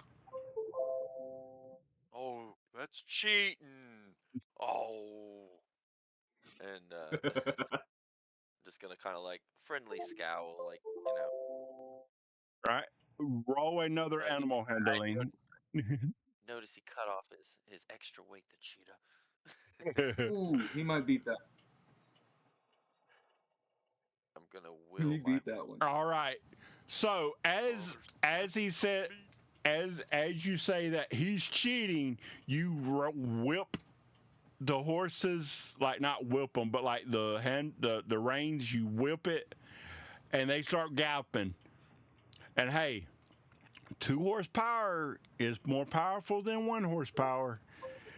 And you start getting ahead, and you start going right by him and leaving him a ways. Last leg to the You're gate. too big for that horse. One more for I'm who going wins. to bend down to my horse. I'm going to bend down to my horse, and I'm going to whisper in its ear, "Come on, Regalia, you got this. We've beat faster." All right, so you got to beat a 15. Just a 15. Oh, yes. 20. Dirty 20. Oh, okay. I thought it was natural for a minute. I did too. But Oh. as y'all get close and you see where it's like going into the city, basically where you would think like at the entrance area right before you get to the wall, he comes up beside you and just like jump and like makes it a little bit more ahead of you, and like he literally beats you by the head of his horse. Oh, took it by a nostril. That And was a fun race. and the guards are looking at you, looking at both of y'all and going, "Okay." And they just I jump stare off at my y'all. horse before it actually stops. All right. As you get off your It's going horse, at like 15 rounds. as you get off your horse, you see a stable boy run up to you and go, "Sir, do you need someone to take care of your horse while you're in the city?" I'm good. He looks up and he sees the horse already going to the open stable by himself. They're pretty well trained. Yes, sir. We'll make sure he has water and everything in that stall. And then he comes up to you. Do your horses need assistance? Yes, please. Very well. And he turns and he claps 2 times, and you see like 3-4 people run out and they start unhitching the horses from the wagon. After they put the wagon in a spot that you see is like a parking area for the wagons, and then unhitches the horses and then leads them into a stall together. It's a bigger stall, and starts putting water and everything in, making sure that it's all there. They come out to you and give y'all both a number, and the number is the number that's on the stall.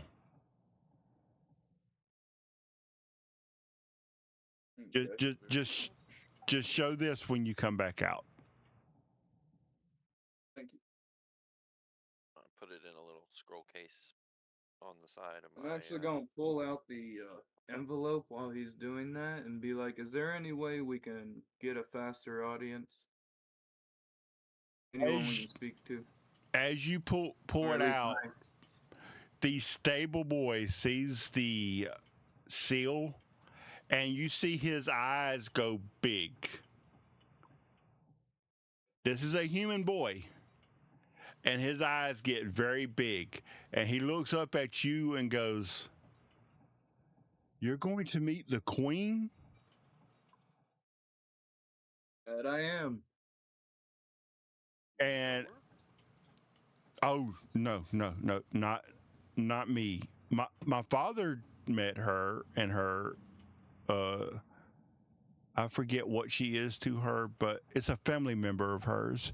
He met her. He was a stable hand and all in the up in the higher area for some of the wealthier families. One day maybe I will be trained enough to do that. Gotta meet Well, her this might help. And I actually. Oh, sorry, I didn't hear you. What did you say? Oh, I just tell the kid, well, I've got to meet her too. And I pull out mine. He goes, "Oh, wow." And he turns around and looks at the other stable boys and goes, "Bring those horses a little bit more feed and make sure their water stays clean." I'm gonna hand him a small bag and say, "Give one of these to each one of the stable boys. Don't look in it just yet." And I'm gonna Okay. say, "Go fetch me someone who can take me to the queen as fast Oh, as." when y'all took out the letters and he said he saw the guards saw how big his eyes got and said, "You're meeting the queen," you see both 2 of the guards coming towards you already and going, Okay, then I'm just gonna look down at the boy, toss him the bag, and say, "Take care of my horses," before walking off with turning around to the turtle and be like, "I think our escorts are here." they get to you about that time and goes, "Did he say the queen? Did the stable boy say the queen?" Let me Yes, see. sir. And as you show him the insignia, he immediately stands at more of a attention and goes, "There was a few came in a little bit earlier." And he turns around. He goes, "I got 2 more for you." And the same stable boy, not stable boy, the same squire walks over and goes, "I'm guessing the same word." He looks at the sun. He goes, "If you make it within 20 minutes, yes." Then he whispers in his ear, "If you don't make it in 20 minutes." "Yes, sir." And he starts taking you through the city up to the gate. That boy's gonna open his pouch up and find 10 gold. Okay. About the time the door shuts, you hear the boy yell from behind the door, Thank you, sir. Thank you. Use it for your training. And with that, they start leading you through. Both of you notice that everybody starts staring at you all the way through. They're all staring. Give me a perception roll, both of you. Even if I do notice, he's not gonna notice. He's gonna be too busy staring himself. Hold on a second. Boom. 22. Okay. Okay. And with that, with a 15, you don't see, but you hear stuff. With a 22, you see people with their mouths open, their eyes like huge, looking at both of you, and you hear some go, "Is that a Goliath? That don't look like no Goliath. Is that a turtle? We have not seen a turtle in ages. I didn't think there was none that came this far in." And that is what you, when you're looking all around, you do hear, wait, there's still turtles around this far in? I thought they were all in paradise on the coast.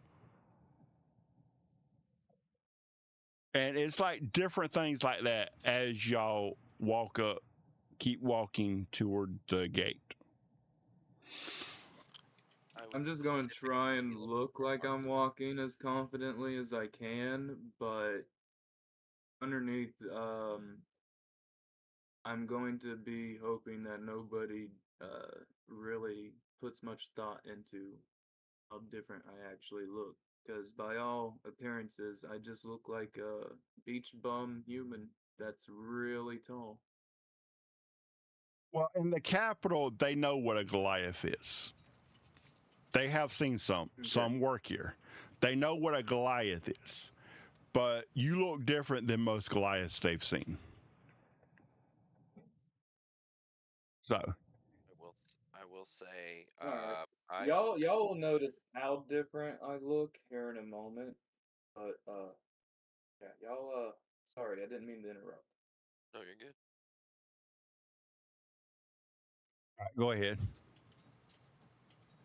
I'm gonna be very much ADHD, kid at a carnival, specifically looking for like marketplaces, things like that. Just distracted, not noticing people whispering at me much at all. Just really just as ogling as they are, I'm the same for the city. Because everything around me is like fascinating. Like a 5-year-old in Legoland. And with that, I will ask you, on the coast, would you have ever went to the capital city of the coast, or would you have only went to like the smaller cities there? I would have gone to the coastal capital for sure. Okay. Because I would be prevalent in the faith a little bit, I would think and hope. Okay. So with that, what you notice different here is the material things are made out of and the size. I explained this last time. I forgot to at the beginning.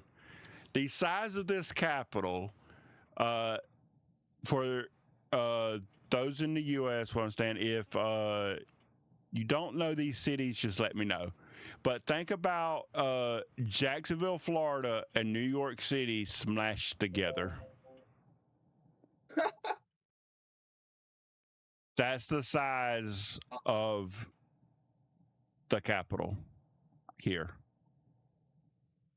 Fucking huge. Okay. Manchester. Yeah. It's gonna take us a good minute to get to the Queen. So yeah, so that's why I said it does take y'all a bit of a while. That's why it's it's just kind of fast forward. If you don't stop to like go into a shop, the guard. That's why a guard comes No. with you. It's to kind of like streamline you up to the palace, so that way you don't kind of wander off and get lost. So Just all eyeballs, and you'll see my neck is the longest it's ever been. Like shoots out of the shell to look over the crowd, and because I'm only 5'6", and it's like I get an extra almost foot out of my neck to get almost up. Like I'm almost 6'7" just with my neck. so Like okay, periscope in the crowd, man. all right. So because later on, if at any time y'all are in the city again, y'all want to explore, just let me know. But I'm keeping it for food stalls. yeah, as y'all get to the door, the squire knocks 3 times and waits. The doors open, and as you walk in, the guy looks and goes, "Oh, you're with this group, okay?" He's like, "Yeah, why?" He's like, "We had one that she said he forgot something." Oh, I don't know about that one. They told me to bring these up to you, and he's like, "All right, that must. I know who it was. I'll talk to him." Looks over and goes, "Welcome," and you going to escort him to her desk? Yes, I will. Okay. As you're escorted to the desk, he closes the doors behind y'all. He turns around and gets one of the people that's like helping and says, You're in charge until my return." And he walks off. Apparently fixing to go get somebody in trouble. So with that, you walk up and you see a lady behind the desk. She goes, "Ah." She looks up at the Goliath and goes, "Wow, I forget how big y'all can be, even for us." And looks over and looks down at the turtle and goes, "Well, it's been a while since I've seen one of your kind. Welcome to the inner cities." Thank you very much. Now y'all are the last 2 to arrive. Let me show you in, and I will go let her know you all have arrived. And with that, she takes y'all into the waiting area that the others are in, and turns and she goes, "It won't be too long. I am going to inform her of everyone's arrival now." And As the newcomers disappears. arrive, Tassilo, his food is sort of about to go into his mouth, and he just has his mouth open and looking up and up and up. "My, you're a big lad, aren't you?" Says to the I Goliath. get that a lot.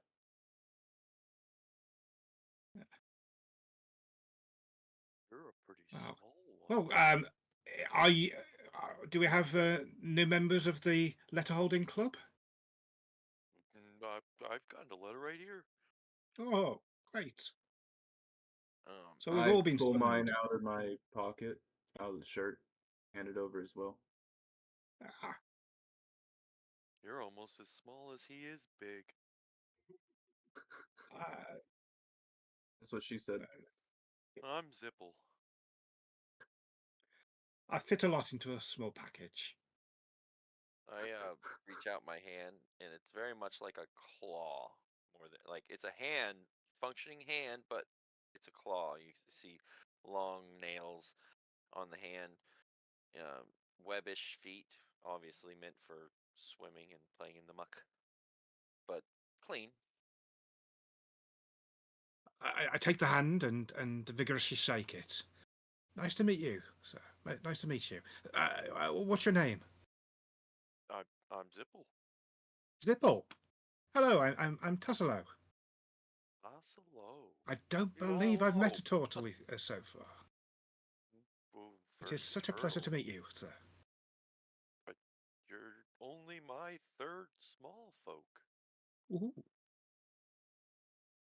Again, that's what she said. And But she says a lot. and Willow, with your background, you'll be one of the only ones that actually would have seen a turtle before recently. So you know what he is. Not him per se, maybe, but you do know you've worked with turtles and all in the sea before you came back to where you're at. So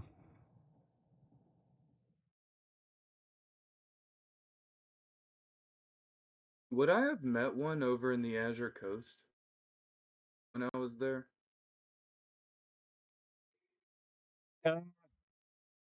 it would depend on the air because they're not common. But if you were on a ship for, I would say, at least 8 months, like straight, you would have probably met one or two. No, I was only on a ship for probably about altogether 3 or 4 weeks. Okay, so no, you wouldn't have met. You might have heard stories of them from other members of the crew, but you wouldn't have met one. Okay. I just wanted to know if he'd be my first or second.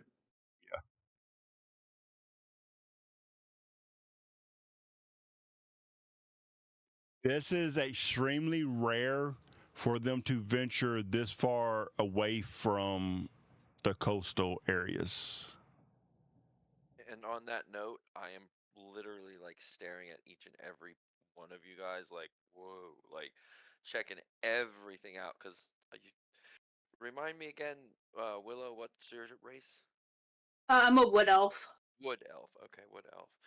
Okay, and halfling, and of course, and Sheila, what was your race? Or look?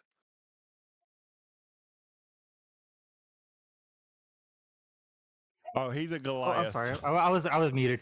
No, I look like a human. Look like a human. Okay. Oh, yeah. I'm a human. Well, Yeah. so Zipple probably would be slightly less mystified by the human-looking person, but everybody else probably a little more, like, definitely mystified. Like, what the heck are these? See kind of tattoos going up her arms and that. Yeah, Just on the almost like script. Yeah, on the coast, you would have probably dealt with humans, some elves, and you would have met like, I can't forget what they're called, but like basically like the sea type creatures and stuff and then the capital is ran by a couple of different people of sea variety backgrounds. I'll say it Like that much. dragons, elves, things Yeah. like that. Yeah. Okay. So you would have seen things they haven't seen, but yeah, there's not really a whole lot of halflings on the coast per se. Yeah, that's why I figured 3 was a safe number. Yeah, and you haven't seen a Goliath like that before, so. I'm just going to like bend down on one knee and kind of like shake the hand of everyone here, introducing myself. That I'm like, hi, my name's Time Wolfstrider of the Ulfidnar. It's a pleasure to meet everyone. Uh, Hello, yeah. Kime. Yeah. Before she takes your hand, she's gonna pull out the deck of cards and shuffle it. And please, Interesting. Okay. And I'll reach down and I'll pull one out. the Enchanter. You don't have to worry about failure. It's okay. It's okay to be confused sometimes. Keep that in mind. You want this back? Thank you. And she'll shake your hand. It's a pleasure. And I'm actually, as I shake her hand, I'm going to take a closer look at her tattoos, uh, to see what they look like. Uh,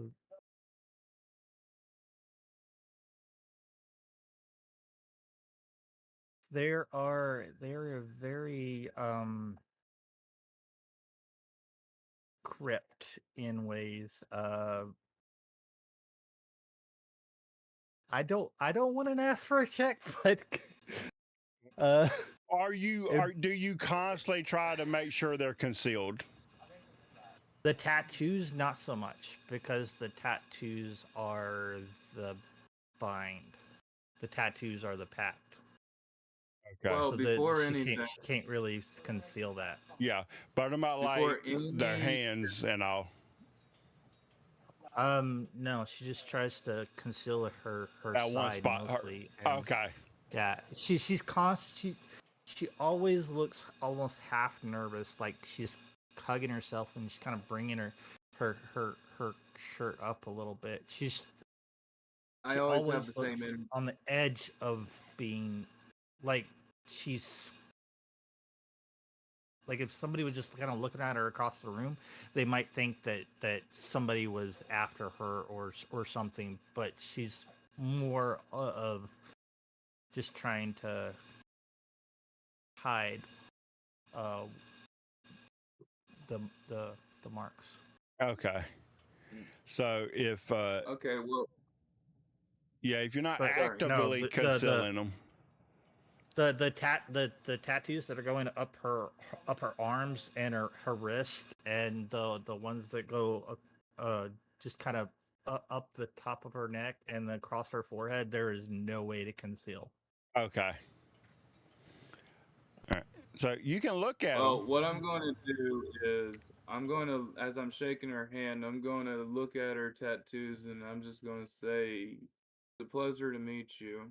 And you'll see a bit of envy on my face as I try to conceal my skin from my wrists up and my neck down. Basically, everything but my hands, feet, and head is concealed in clothing. And I try to keep it that way as I'm shaking your hand. And as I do all this, I look down at your tattoos and say, "You got a great destiny ahead of you." As I turn and I go to introduce myself to everyone else.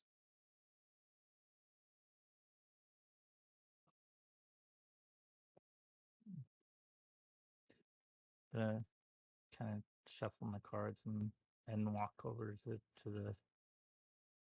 the Z pool and introduce myself and offer the deck.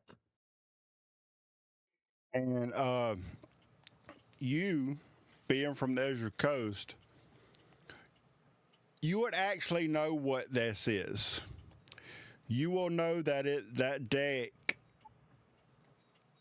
can either help or not help someone's perception of the future or the past. Do I know if my religion is okay with like the divination? Because I'm guessing it's like divination stuff. Yeah. Yeah. Yeah, and Okay, so your religion is fine because that's how you know it is because they use a sort of form of it. Just acceptable then. Okay. yeah, it's just it's only done by certain sisters that are very well trained. Oh, you're a diviner. Yes, please. And I'm gonna take. I don't know how many cards there are, but I'm gonna take whatever is considered the most center card. Okay. And for the Conjurer, 9 of Stars. It's okay. That that one, they they can't touch you.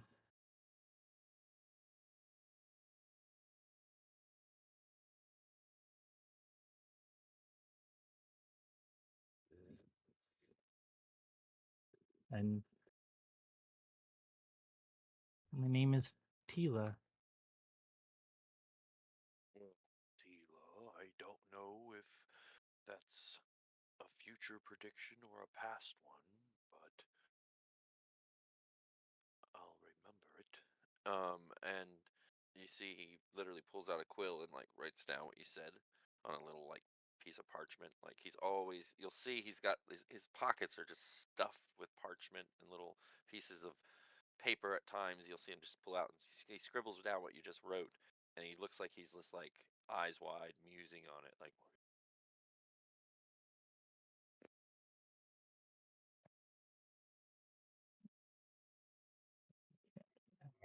About that time, you hear somebody come through the door, and you see she goes, "Come, come, she is ready for you," and waits for y'all to start walking behind her. And as y'all walk out the room, a guard walks behind y'all as they escort y'all up to the chambers.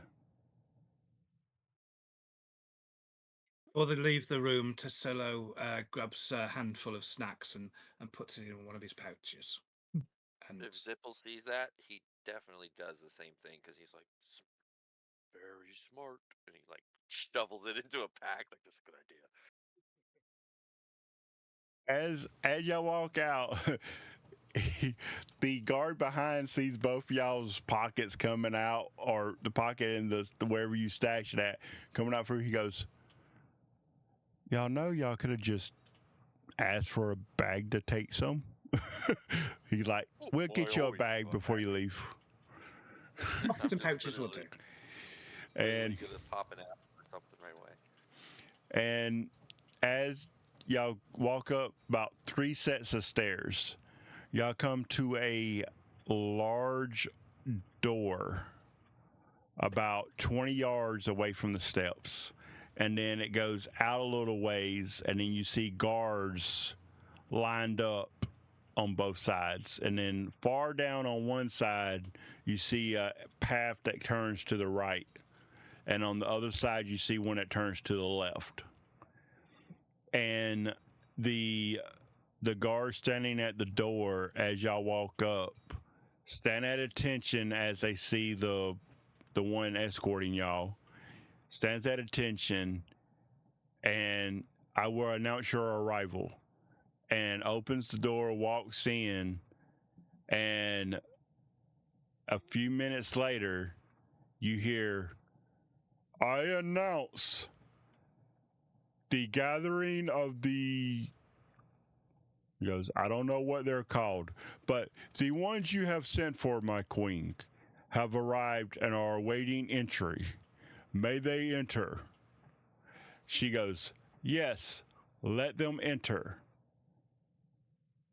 He goes, the door opens, and as you enter, you see this large chamber with a large table at the end, and you see people sitting all the way down the table on the other side. And you see guards everywhere in the room, lining around. Basically, you see guards going about every 5 feet. You see a guard, and they are all carrying their breastplate says Dawnbringer. Well, not say that, but the crest is what it is.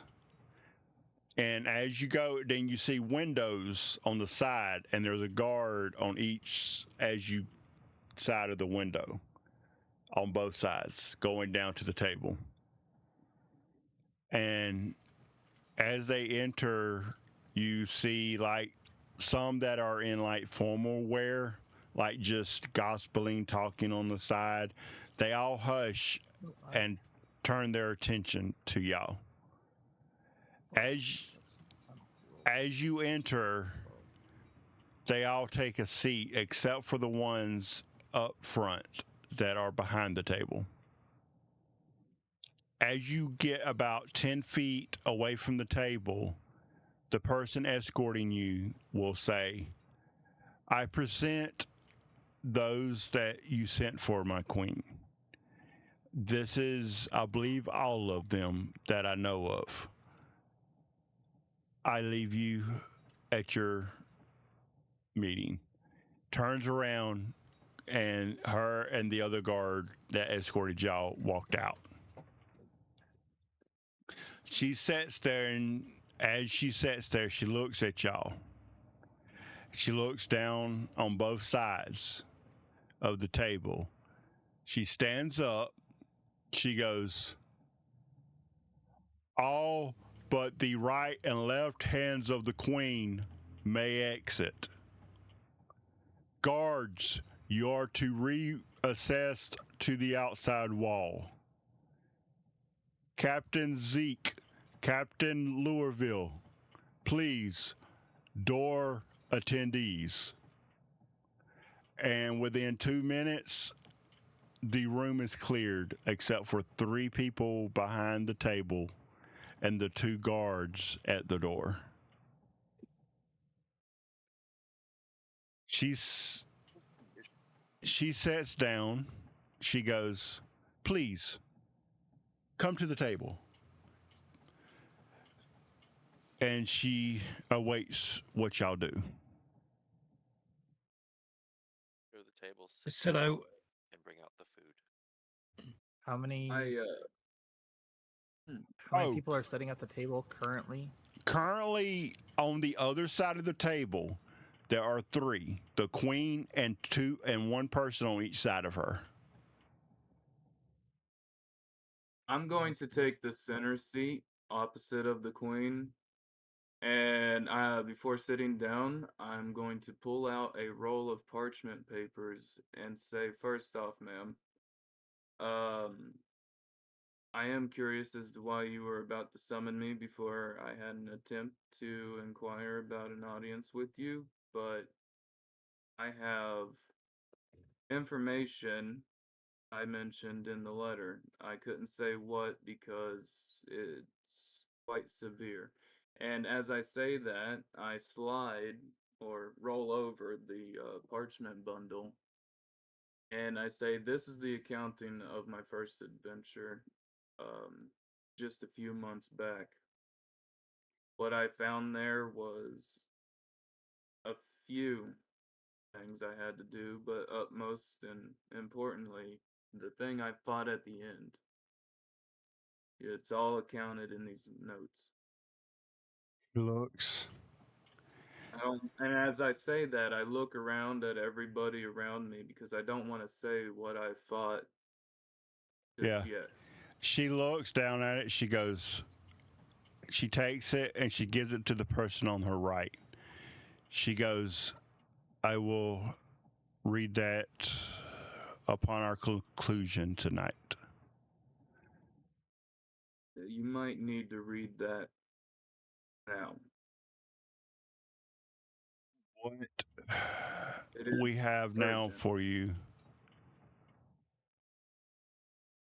I She- actually She looks pull over. out one more. She looks Sorry, over go ahead. at the person on her left that has it.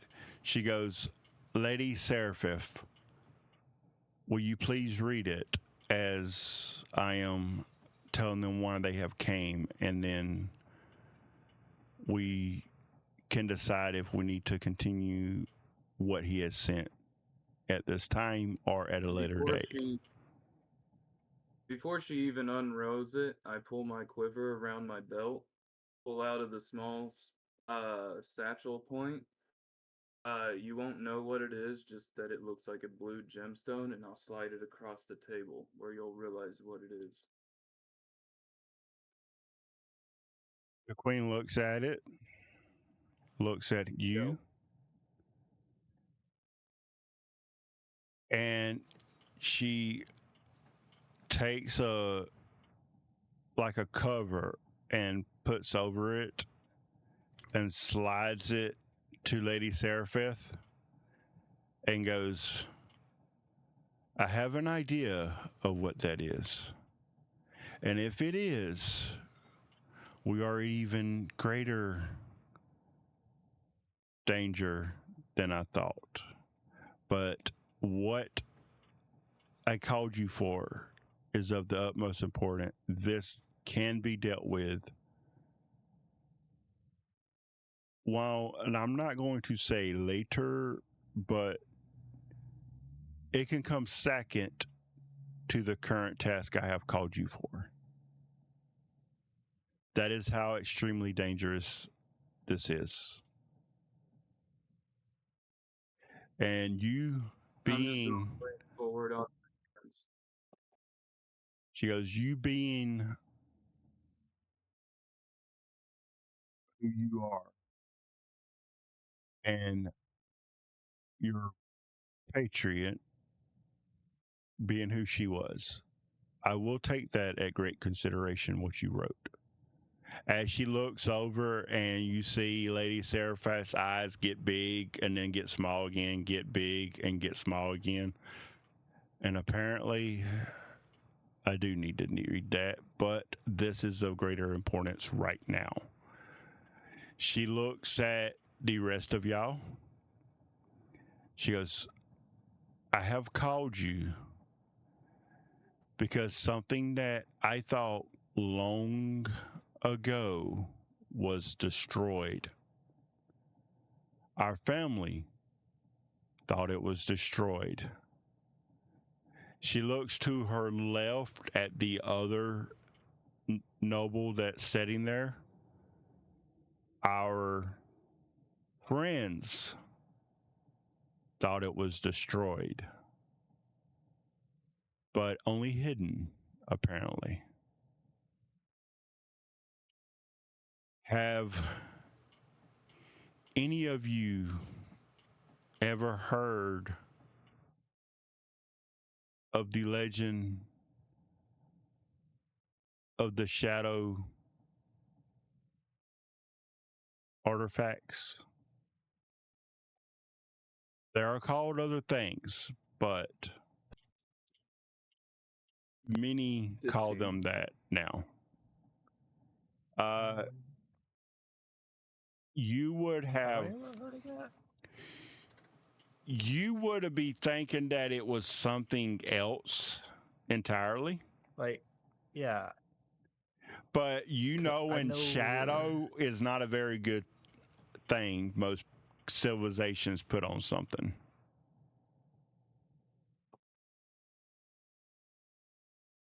She looks at you, she goes, yeah, yeah, I'm looking up the information you would know.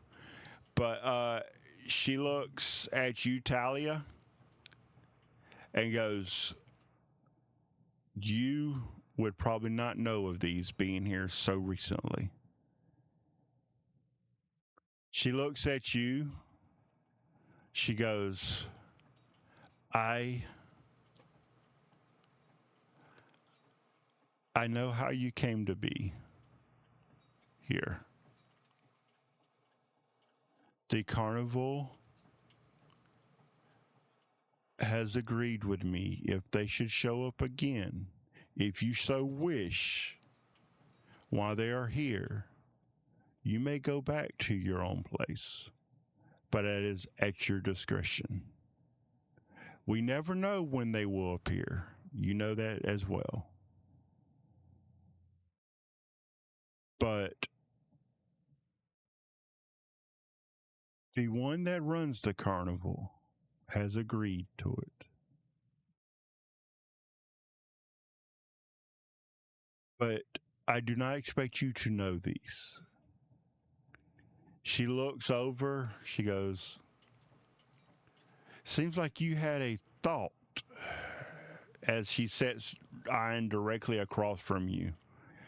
And you would remember learning from your professor, the one that left you everything. You'll remember her always talking about the triad of shadows in the last battle. And that they were great weapons.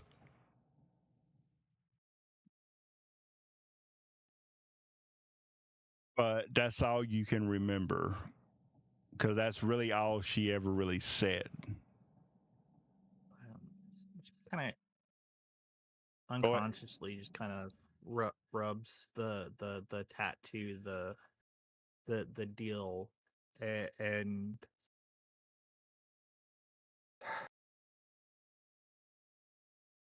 it seems my destiny has been decided. She looks at you. She goes, if that's the case, would you have not perished at his hands? Instinctively grabs her side. She goes, while I may not be from there, I understand who he was. And within a minute of her saying that, Understand. A minute of you saying that, her saying that, she goes, ah, our other member has arrived. You may enter, King Harold. As the doors open behind y'all, you see a tall, very pale, elf-like creature walk in.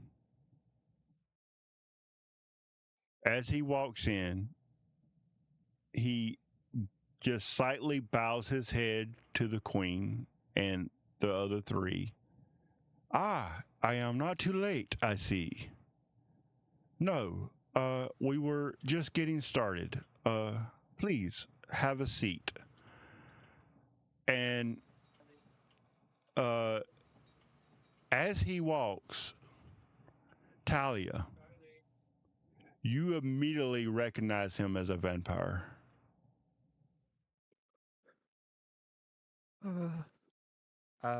Just kind of start slowly backing away. He looks at you and goes, dear, easy. I am not like he was. You serve him? No, I serve myself. Well, my queen. And he looks, he goes, not that queen, my wife. And she very shakingly hand out the cards, barely staying in her hand, but there's like a determination, or she just kind of holds the cards out to him. Ah, you're one of these, I see. It's been a while. And he puts his hand over the top and moves it over. and he grabs the third one from the left.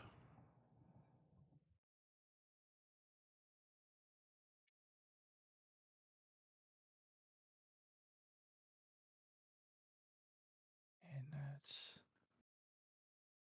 Uh-oh. oh.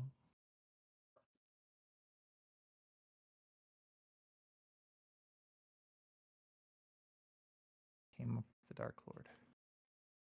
Powerful goals. Far-reaching consequences. Hopefully.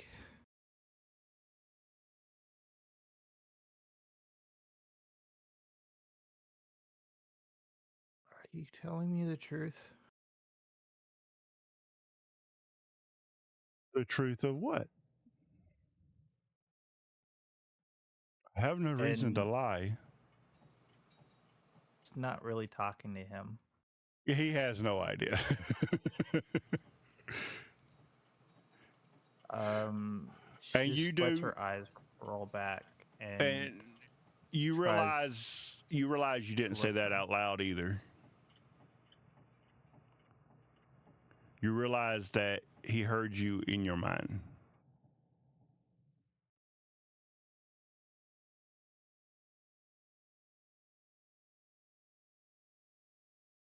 Are you okay, there? child? Do I hear the other? Yeah, you hear the other. He's just looking at you like, are you okay? Because he's like sees like the fear. He senses the fear in you.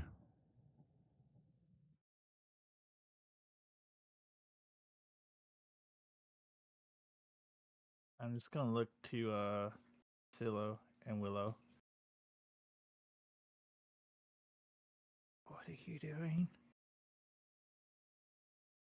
And she's just gonna kind of cower back and just kind of sit down beside them, knowing that they're ones that are a protect. And she just almost shuts off. He turns back to the queen and he goes, he really did mess her up some, didn't he? He was your cousin. Hey, we don't talk about that. And he steps back. He goes, looks at the rest.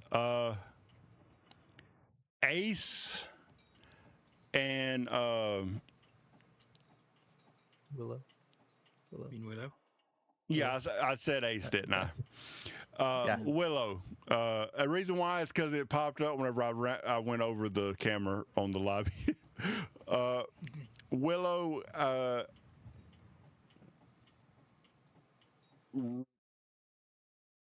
Roll me a history check.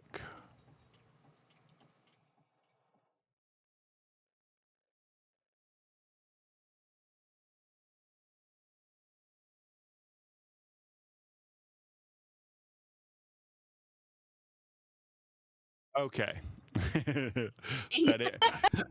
Oh dear. That did not work out well, but okay. Never mind. You see how fearful Talia is, and you're not thinking about him. You're just trying to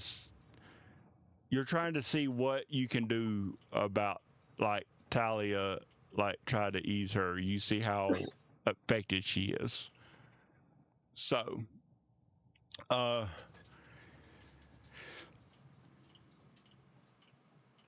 yeah, not Z, C, Zip. Zip. I will get it right. I'm like, I know it's not that. Call me Zip. But Zipple, you roll me a history check with advantage. Oh. History, huh? Oh, one. Yeah. 6 and if it decides to roll. Okay, that's better. You would know when he said King, when she said King Harold, or he said, I forgot who I said it, but when you heard the name, you immediately recognized the name, and you know that he is the ruler of the other continent that is ran by him and his queen. So he's actually okay. Yes, he is an actual king of the other continent. Do they follow the same gods? Oh, they don't look at them as worship. They look at them as equals. I would probably, if I know who he is, I would probably look at him curiously and like definitely interested, but not like in a friendly way, like more in like a suspicious way. Okay. But I wouldn't say anything because these are all people above my pay. But being Zipple, he has been actively munching on the snacks that he pushed into his bag, and if Tassilo doesn't have any himself, he'll slip him a few while everyone's going back and forth. He's like, Okay. want one? Want one?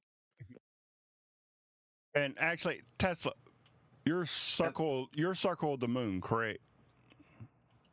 Circle of the Moon Druid, yes. Okay. You give me a history check too. A straightforward one. Yes, because yours is telling us something different. Okay. 15. You actually met it. You know that with the Circle of the Moon druids, you know that y'all have a druid circle on the other continent made up of various other races, and they do communicate with y'all. You do know that King Harold is not say nice as in, oh, nice and giddy, but he does not go out of his way to hurt people if he can help it. Okay, so he's not big bad guy. He's somebody who possibly could be trusted. Yes.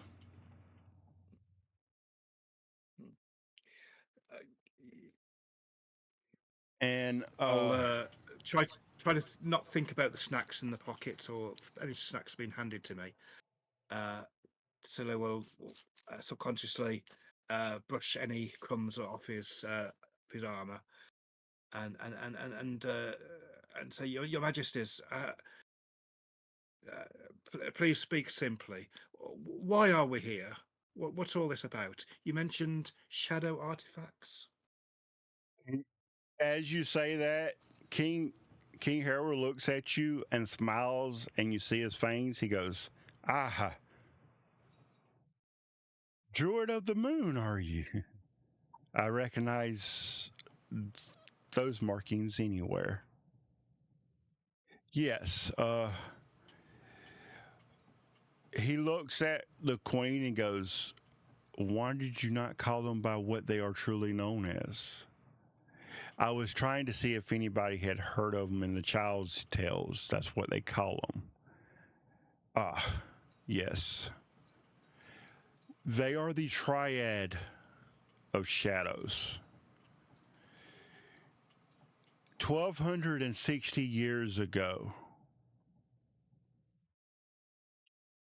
the Necromancer tried to take over the entire world. Came close.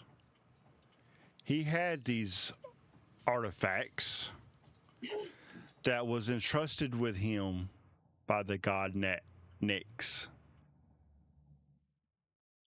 It was his goal to rule and bring Nyx to the mortal plane.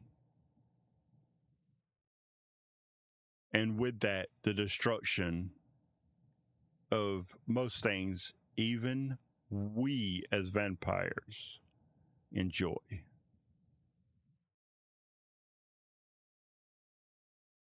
He looks at the queen. Is there anything else? She's like, nah, you summed that up. What we have brought you here for is that the artifacts recently have been sensed. The cult is looking for them. And as she said that, you see the person on her left side turn around and spit.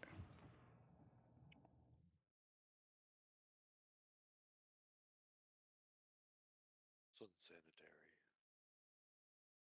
Oh, Yeah, he has no manners, the queen says. Looks and goes, the eclipsed hand, and she looks at y'all. Do any of y'all have any kind of background dealing with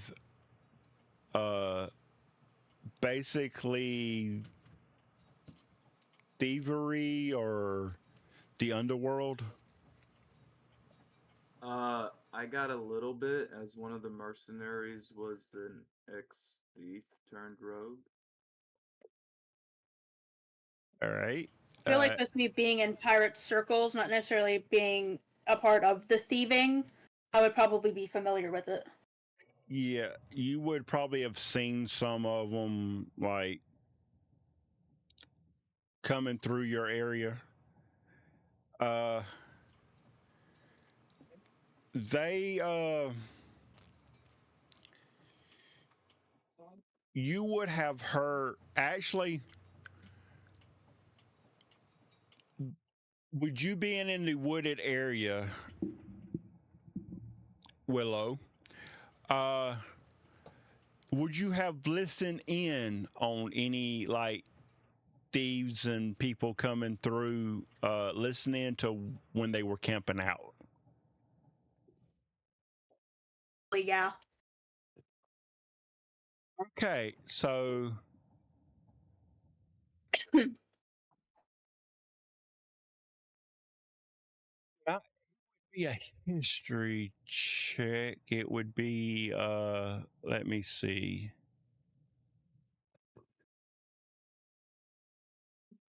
Not history, what I'm trying to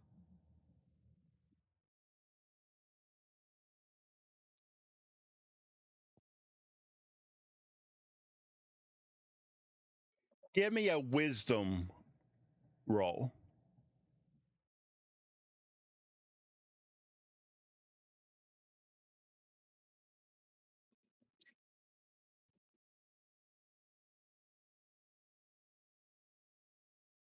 If it will come in. Roll a 1 again, I might. Oh, okay. As I say, if I roll a 1 again, I might just end the call. Okay, with a 19, you have heard like certain like groups that you thought were thieves, like hiding out for a while or something, but when you heard him say the eclipsed hand, you do remember them having tattoos of a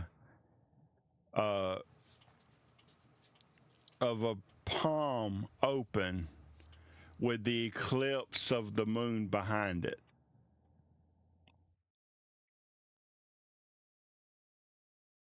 Now, you can like ask him about that, but you do remember seeing that, and they were always like talking real low, and it would be hard to hear them, even like being pretty close to them, unless without them knowing you were there. And so I'll let you have that right now as he continues. The last location was in Grimstone. And you all know, even Talia, with only being there 3 years, knows that Grimstone is basically a barren ghost area, the entire region. Nobody really goes in or comes from it.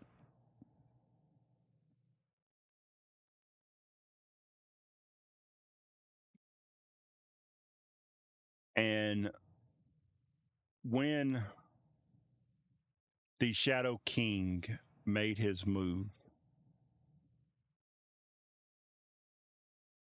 it was stopped, and we took those artifacts. We thought our ancestors and those I sent to do it destroyed them. We believe they just hid them. Nice. No, it's not. These artifacts, if combined, can bring forth the Shadow King back from death and call forth the god Nyx. Well, We- shit. Need you to find these artifacts before the Cabal does. And we need to either destroy them or hide them, whichever one we're able to do, but in a far more drastic way, where they will always be guarded and not forgotten. One of the reasons I am part of this. And he goes, she's here. And he looks back at the queen. She goes, your favorite person has arrived. Oh, she's here? Come, let her come. And a second later, you see a fairy flying toward King Harold with fangs.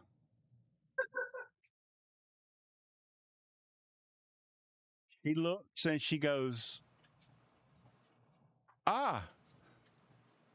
is everything okay? The queen told me to come here. She goes, yes. Come have a seat. And she flies over and sits on the table. And a second later, you see some bread come from a servant placed there with some wine. And you see her get into the bread and get comfy and start eating. She goes, so, what's up? And the king continues, we need y'all's help. She is the newest member of our royal clan, and she will be the one that I will pass all information down to if I should go. While we are immortal, we are not forever, as he looks at Talia, as you know.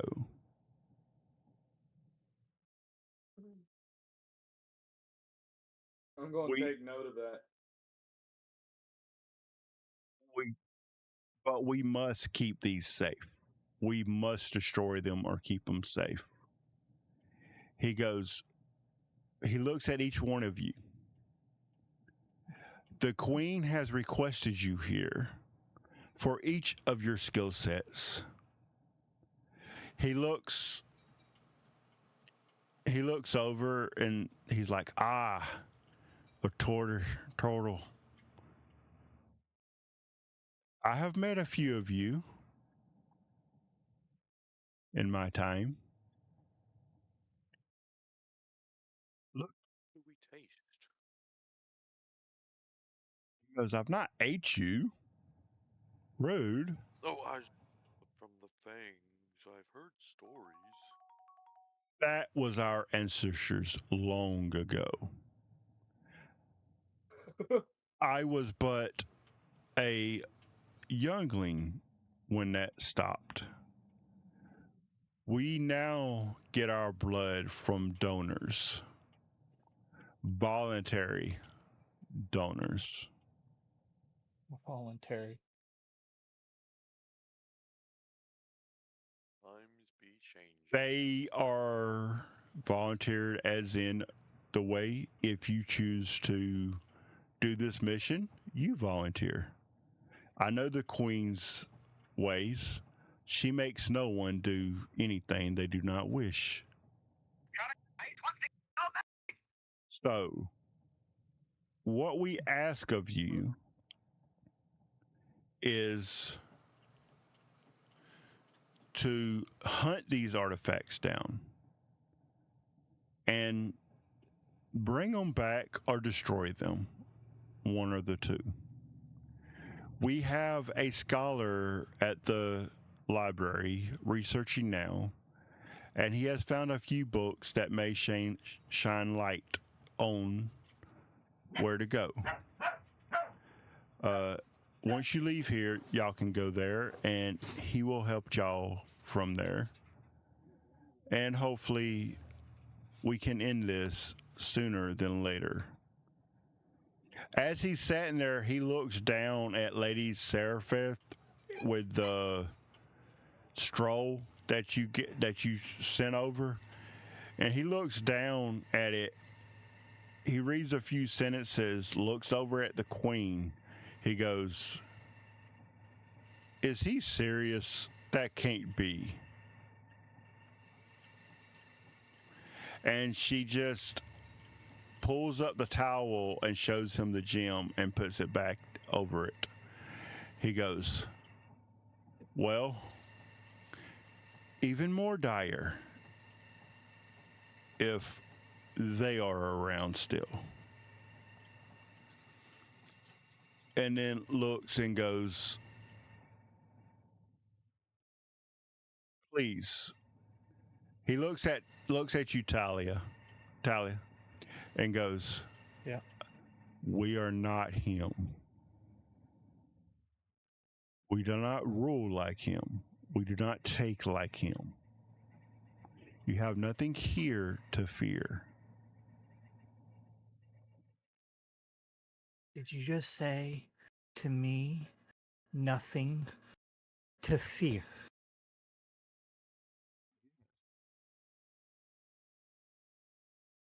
She's gonna stand up and pull back her robe and let it fall, and you're gonna see the rip out of her neck and the exposed ribs, the wounds that look like they're a day old, but open and gaped, and you can see where one of the blades pierced her heart.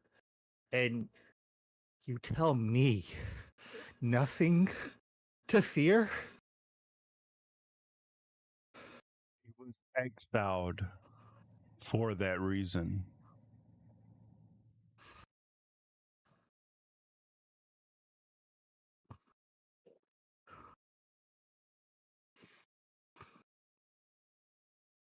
If anything, we owe you a debt of gratitude for him no longer being among us.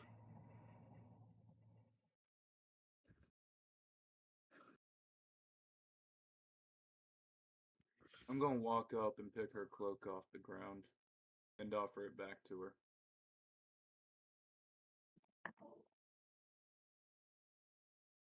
And I'm gonna reach out and take it, and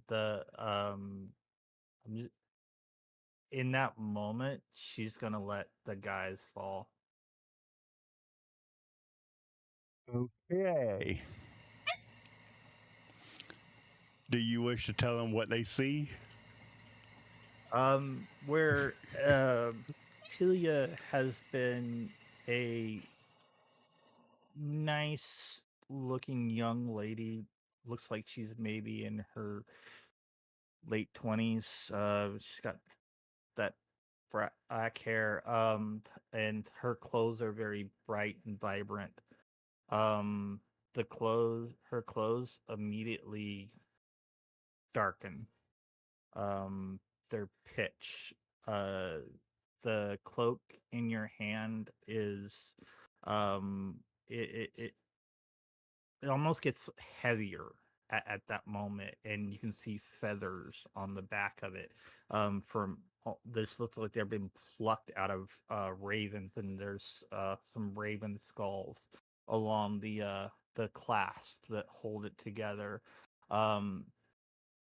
You can see where her throat, where right now it just looks like it's been a day since this wound happened. You can see the skin almost immediately goes like where months have passed, and decompositions kind of set in, and all the color just completely goes out of her eyes, and just bloodless. No, there appears to be no life in this person. Whereas she looks like she's been taking breaths, all of that immediately stops, and the air around her goes cold as I use Form of Dread. I stand there unfazed, looking at you, and looking down at my clothed chest and saying, "We all hold pain, some greater than others. I did say you had a great destiny, but at least you have one." And I'm And with going that, to try and use fear on the vampires that I see in the room. Okay. What is that? Almost everybody except trying to affect almost everybody except the Queen and Willow, and my new companions that have the cards have came up just telling me that they're there to help and protect. It's so this Form of Dread. It's a Wisdom saving throw, DC 14. Say DC 14. Yeah. It's not a really high DC, but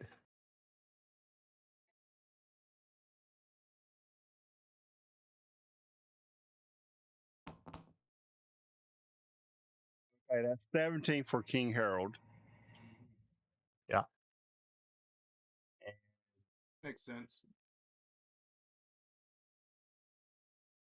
For our old friend, how Yeah. shameful.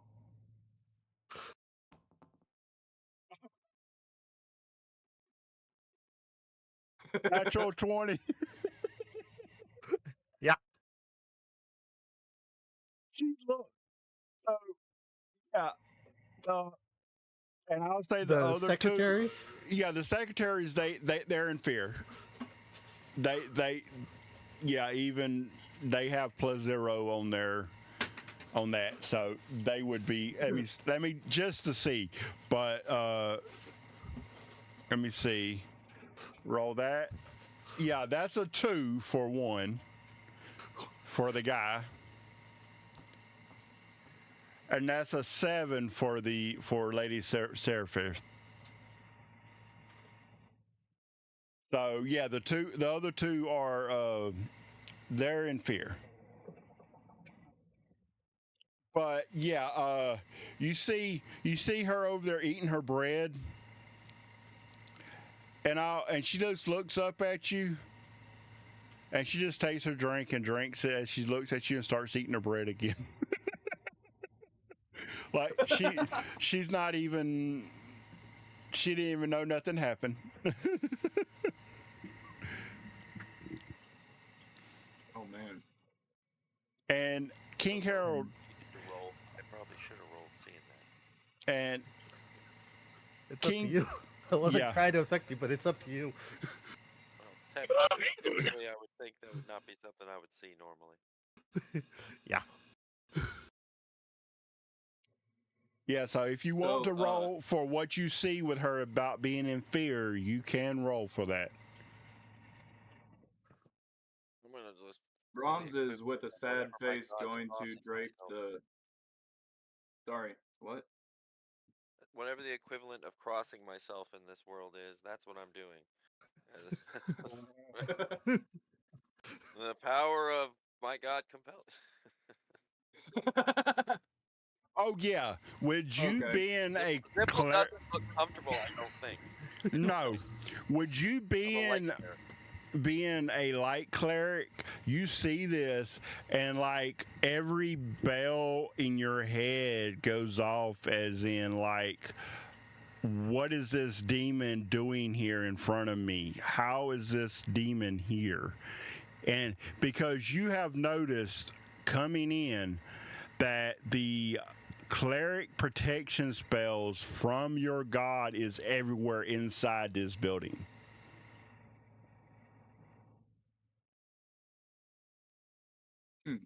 And you actually do see, I forgot to say, above her where she's sitting, where the queen's sitting, you see above her on the wall a giant mural of the symbol for the god of light. I mean, I would probably be looking real skeptical at Tila. My tortoise shield probably would have been on my shoulder, and the mace might have come out, just to be honest. No aggression, just a little bit of a startlement without a roll. That's what Zip Yeah. would do. And with that, the queen looks over at you and she goes, "Easy, cleric, easy. Look around you at the protection spells. She is okay."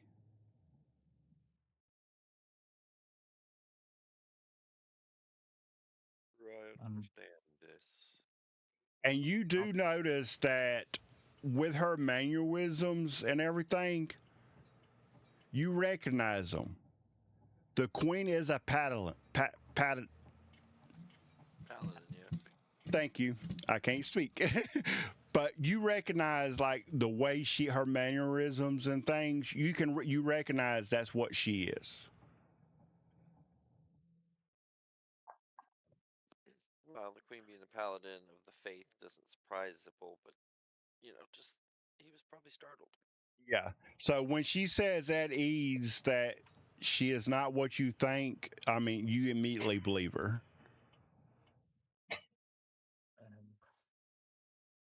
I'm gonna grab my cloak back and put it back on and clasp it and let the form drop.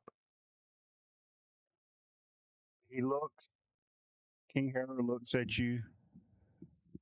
"I know we have a long way for you to even think about trusting me." Trust But- you? I didn't No. say, I said think. I'll trust her. If you trust And I her, point to the queen. if you trust her, that is all we ask. With what my cousin did to you, I will never ask you to trust any of our kind. Just please don't attack on sight unless they attack you.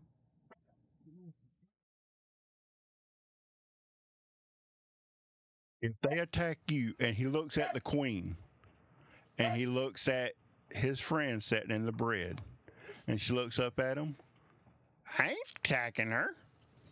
She a little scary." And goes, "On my command as Lord of all vampires, if anyone tries to attack her, she has all rights to kill on command on that instant. If she does not kill, she has the authority to come to me for execution rights. The queen looks at him. Are you sure? Yes. She looks at you. Talia. If any vampire on this continent, which are not many, they're here on business only for the most part. If any attack you, you have permission for immediately killing them and bring their heads to me. Permission I from the s- Raven Queen herself at to kill that any vampire that attacks or bites a human. you see two ravens at the window, plucking at the window. And Lady Seraphire gets up, walks over, and opens the window. And the two ravens come in and they transform into humanoid. And you see before you Samson I walk up and give him a hug. Samson and Eve of Ravenkind. I walk up to him and give him a hug. As you do, Probably never met him before in my life. no, but as you do, they hug you back. Both sides. You are in the middle of both of them hugging you. And they move back and they go, "What's that warm welcome for?" And Eve looks at her brother and goes, "You know you enjoyed it." And he goes, "Yes, but usually it's after the queen introduces us that we get anyone to be nice to us." I'm gonna reach in my pouch and I'm gonna pull out two broken feathers. They are from two of my companions that fell that night. That are Ravenkind. One of them has a small blue tip on its edge, and I'm just gonna They look down at hand them it. to. They pull it from your hand and look at it. They look over at the queen. They look over at King Harold and go, "This is her?"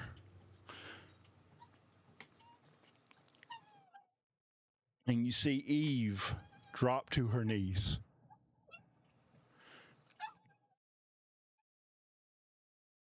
She goes, "I didn't think I would ever meet you."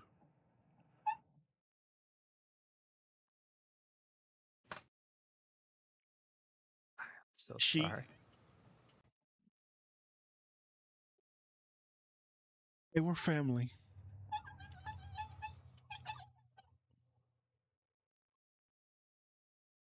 She looks at them and she hands it back, the feathers back to you. Keep them. Keep them safe. Give him a kiss and put him back.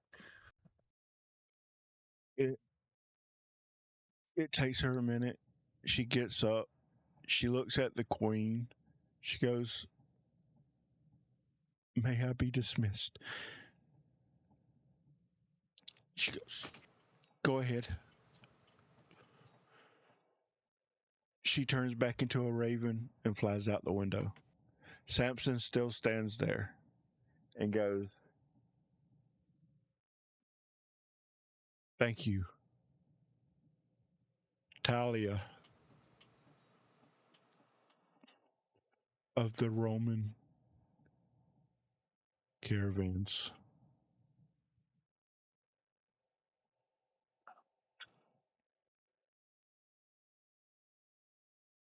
They were great warriors. They were best friends. He looks over at the queen and goes,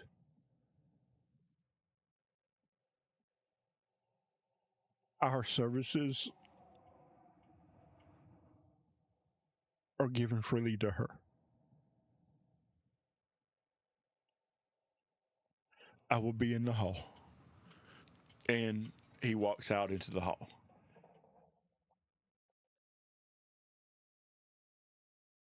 He goes, Whatever you need, I'll do it. "So that is Samson and Eve. They are our contacts for the Ravenkind here. Ravenkind are protected at all cost. Anyone harming any raven in my realm is dealt with severely. Sometimes they are not ravens. They do have shape-changing abilities here. They are wolves at times.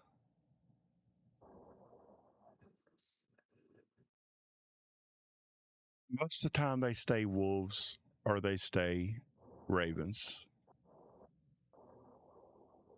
But they will be at your service, anything you need. And as she looks out the window and you see a raven fly by the window and then fly back down and perch herself on the windowsill. They go, "And they have given you a life oath. So I'm sure they will deal with the rest, but I'm sure you're able to call any of their kin at any time."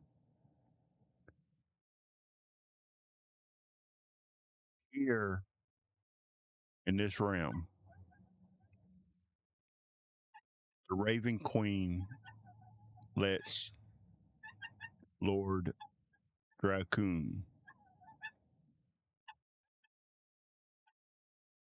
keep them supplied with what they need.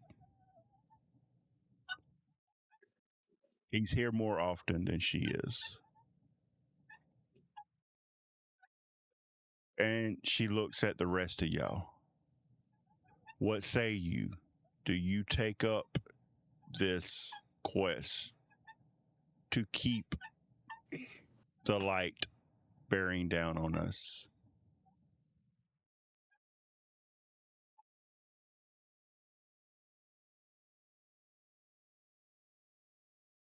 Well, if the light needs my services, then I suppose that they have them.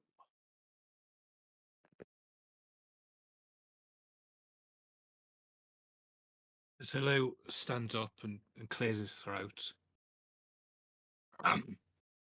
Well, whatever's needed, then I'm here. I will go. Thank you, Druid. I will also go. Thank you. And she looks straight across the table and goes, "Your concerns are met." She looks over at King Harold and looks at the letter, and you've noticed after he stopped talking, he started reading the letter over Lady Serapheth's shoulder. And he looks up at you and goes, "You are a worthy one.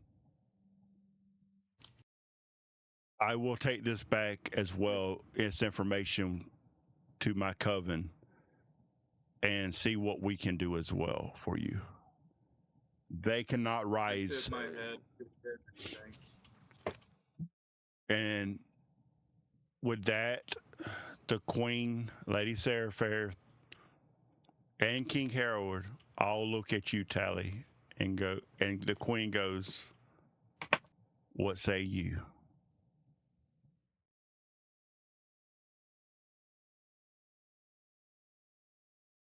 I'll do it. I'll do it. Thank you. I will have some people escort you over to the library and talk with the dean there. The monks are very protective of that place. Thank you. And she looks at you, Talia. She goes, I believe Eve would wants a word with you when we're done. You can have the room when we leave. She looks at the rest of y'all. She stands up. Thank you. Oh, all services needed from here to any city will be provided for by the royal court. She goes, the guard, the captain of the guard will give you the paperwork for it. And she goes, thank you.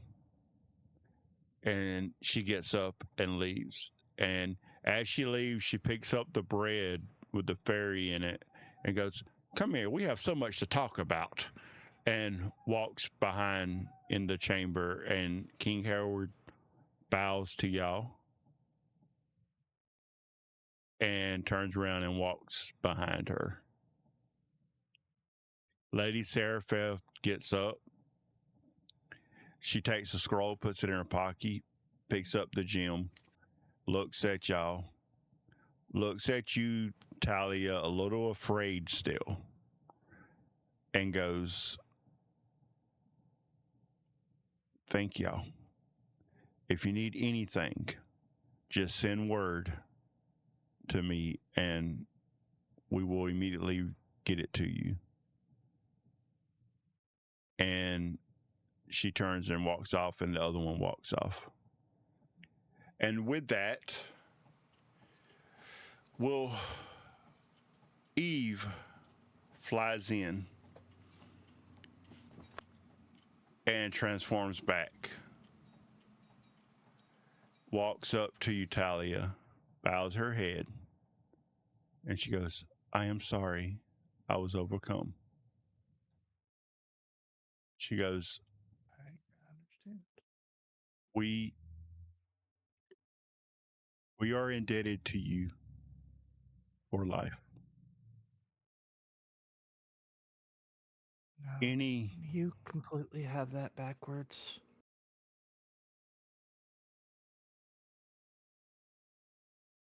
My little sister is alive because of them. I am indebted to you the other way around. You owe me nothing. that you smiles and goes, that's something that we'll have to disagree on. But what's a little disagreement between family?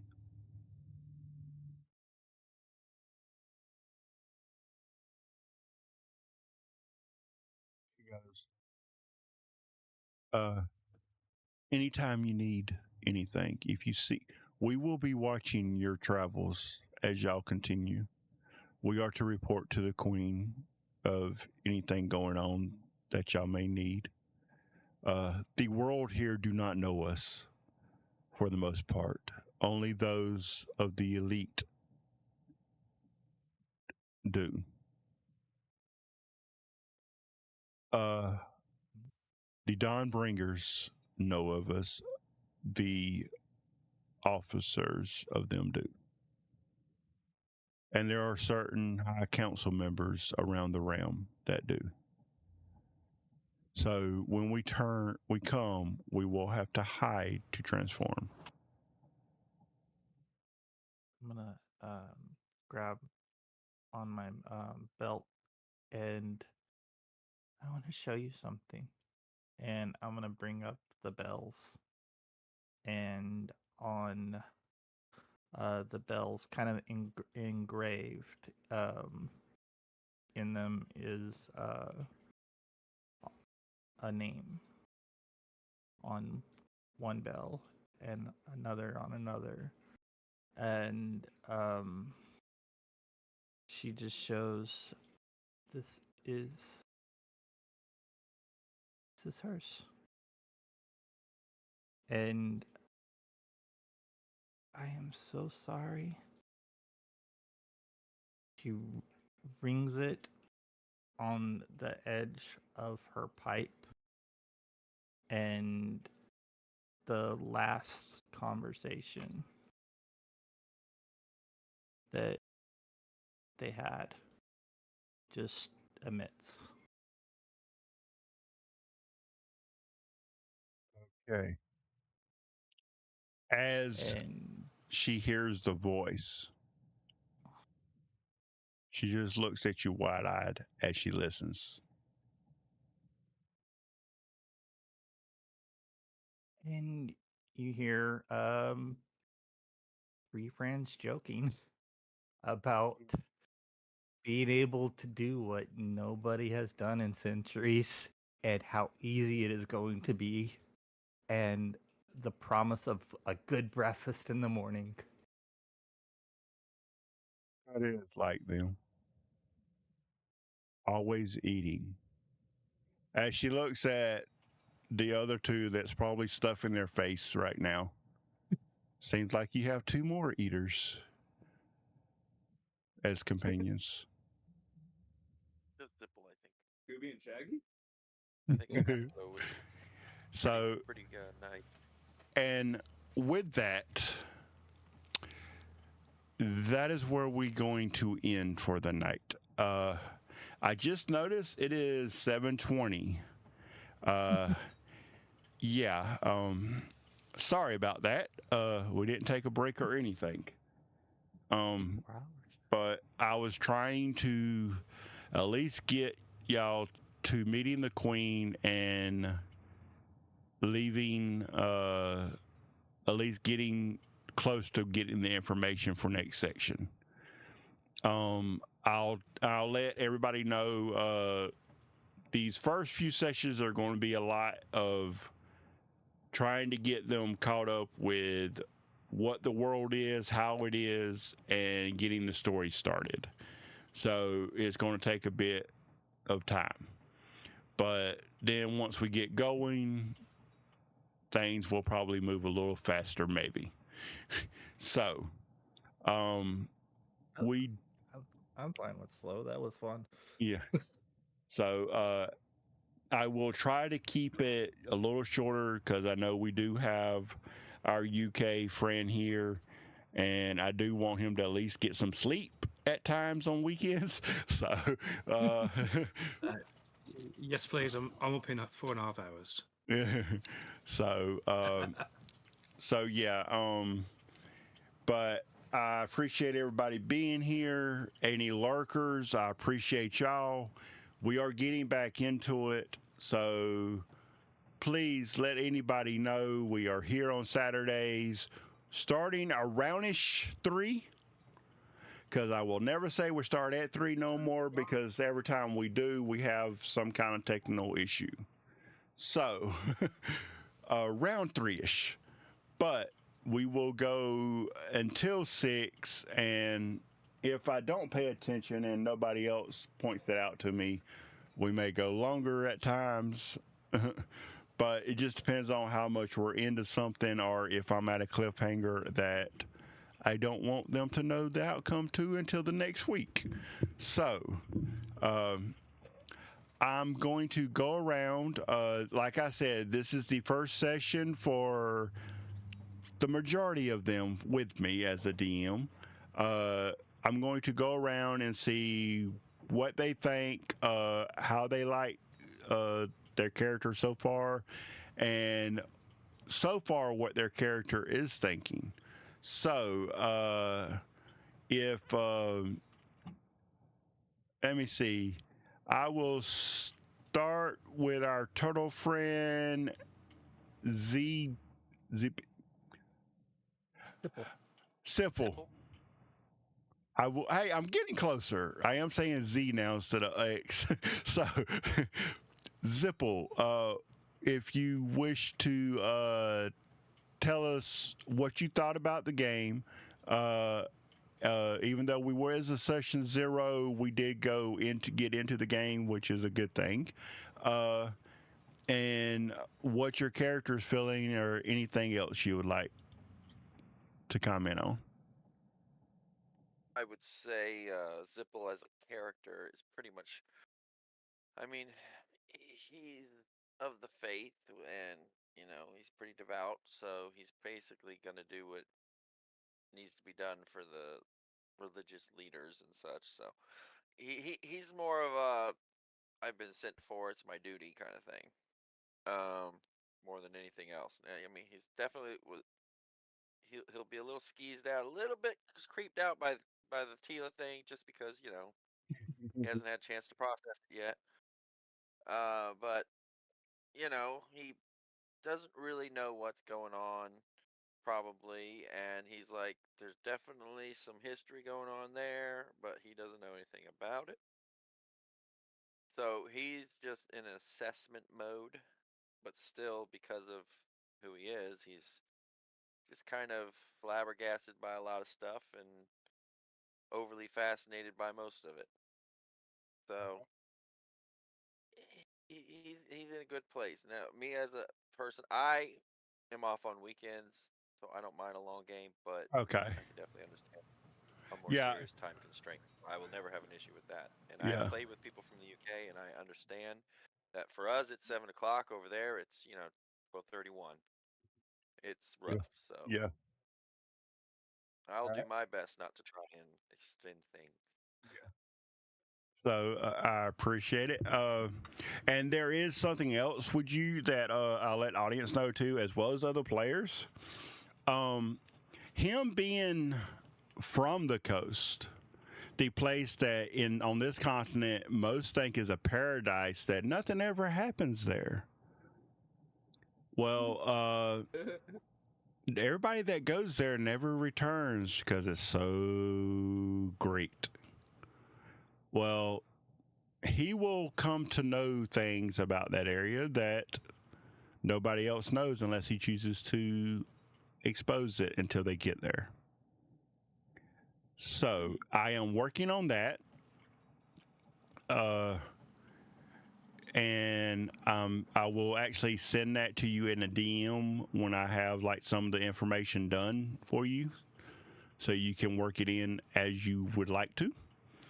So Little background stuff would go a long way to giving you a good backstory. yeah, and I am going to try to find that freaking paper I put somewhere on my computer. So, but I appreciate it. I will go to the druid now. And hold on, I gotta remember how you say his name.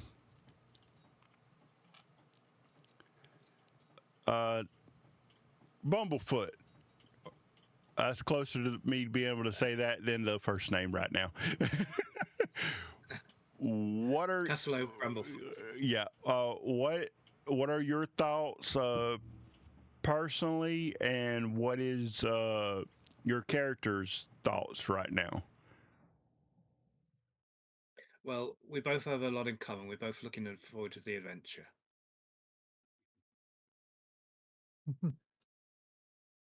If you only knew. It's been a good session, and it's a good start. Yeah. All right. And we've been given a task ahead of us to get these artifacts, and it should be a good ride. And to let everybody know, those of us that have watched us before do know this, but the reason I'm opening this way is that for a long time, all you ever seen was a group got together mysteriously somehow in a a bar, and they just all of a sudden started working together. That's not believable. So, I make it where it's a task by an actual royal court member that has asked them to help. Not forced them, asked them. So, that way, I ain't having to figure out how to say, okay, you got to go find this person in the bar. So, but yes, that's like back in the days of 1, 2, and 3.5 and 3. So, and Willow, what is your thoughts, your character, and yours? Well, me personally, like I really enjoyed the session. I also don't have much to compare it to, but That's understandable. I really did enjoy it. All right. For those in chat that's lurking and all, Willow is newer to D&D. I believe she said this is her second time playing or second ever campaign? game. Okay, second ever game. So perhaps she did a one shot or something and played it, and this is her. I'm in a campaign that our first session was on Sunday. Oh, okay. So this is like my first or second campaign, second session. Okay. All right. So yeah, yeah. So and she's dumping in deep into a homebrew world. So you got to give her props on that, because a lot of stuff goes out the windows in homebrew. Even though I stick kind of to the guidelines on a lot of stuff, there are some things that I throw out. So, and you have to give it to her. She is also playing a druid as her second character ever. I would not have done that for nothing in a world. I think like in both campaigns, it's like two different versions of the same character. Yeah. So this is like my go-to character. You haven't had time to create about 26 to 47 characters over your lifetime of D&D. I've been playing. I've been interested in the game for like, I think it's been going on like 6 years, and she was the first character I created, and I've been looking for campaigns to use her in. Same. Yeah. Zipple's at least 3 years waiting to be ran. Yeah. Well, y'all can run them. I've heard that from a lot of people that actually has played with me. I had one of the original players that sadly she wasn't able to continue, and all. She has a character that no GM would let or DM would let her play because of the way it was and the way she was playing it. And when she asked me, I said, "Go for it," and it was great until she had to leave. So, I don't know what they were saying no to. because the character was a fox that was changed into a human, and I think what the problem was is that a lot of DMs and GMs don't know how to let players play with something that they have an idea of. They like to control a lot of things that they shouldn't control. Not all, but a lot do, especially in hometowns. If it doesn't break the game, then it's most likely okay. Yeah. And she knew nothing about money. She was kind of, we had two like that within 6 months. She didn't know nothing about money. She called them moon objects or sun shapes and moon shape things or something like that. So she was having to learn money, and her person that got her, that changed her and all, was no longer around, so she was like in the wild of the cities as a human for the first time, trying to hide that she was a fox.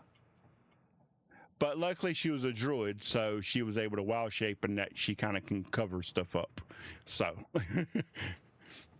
but yeah, it's just the way I look at it. If somebody has a character concept, bring it to me. If it don't mess it up, if it don't mess up mechanics in some way of actually playing the game, we can try it. If it don't work out, we can always put them in a coma for a while till we figure it out. So, and then we may actually run into her when we get to the Feywild at some point. So, and now to my veterans, Talia, how you think the session went, and what's your character's mindset after meeting a vampire that didn't try to kill her? Well, I wasn't planning on doing Form of Dread that quick, but they had the goal to say frighten in front of me. Oh dear gosh. No, I wasn't expecting that either. But yeah, I love it. I love getting into thought process of people. But oh dear gosh, I wasn't expecting to come across the Ravens that quick. I knew that they were part of this world, but that kind of took me off guard coming across them that quick. But. Yeah, well, I had planned to already have them come in to the meeting, but whenever I saw your character now, I'm like, idea. So yeah. But I always enjoy bouncing back and forth with you. Yeah. For emotional roller coasters. Yeah. And as y'all can tell, chat and other players, me and him, we get very connected to certain things and go all in. So at times you will see us tear up and do things, and it's not acting, that's actually our tears. So so I was kind of glad I wasn't on camera. So it's always acting on Twitch. So with that, not least but last, what do you think, and what does your new character think on how everything's going? I keep trying to say your old name on here. Cal. Yeah, I was trying to say. Well, it's okay. Yeah. I'm probably going to be doing the same thing. I got so used to this character. I'll put it this way: Brahms is my first character, Willow, and technically Kime is my second. But I've made over probably about 50 or 60 characters. Yeah, so Kime is actually coming with a bit of worry to the castle already because his master and adopted grandmother passed away, asking for him to go on an adventure, basically explore the world. He's done nothing but train and study with her for like 6-7 years. Adventure took him to taking down a very a big creature that shouldn't be in our world at the moment.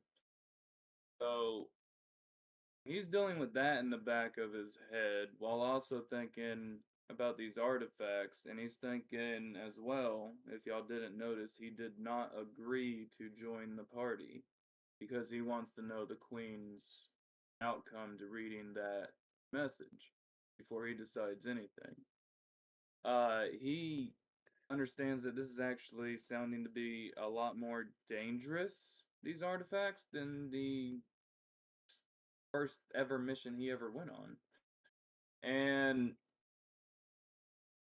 other than that, with the reveal with Tila, I have to say he is actually very sad for her. He's not surprised. Me and the DM will get into it later. We never had time to talk about the mercenaries, but one of them's a paladin with kind of like her affliction. Walking skeleton in a suit of armor.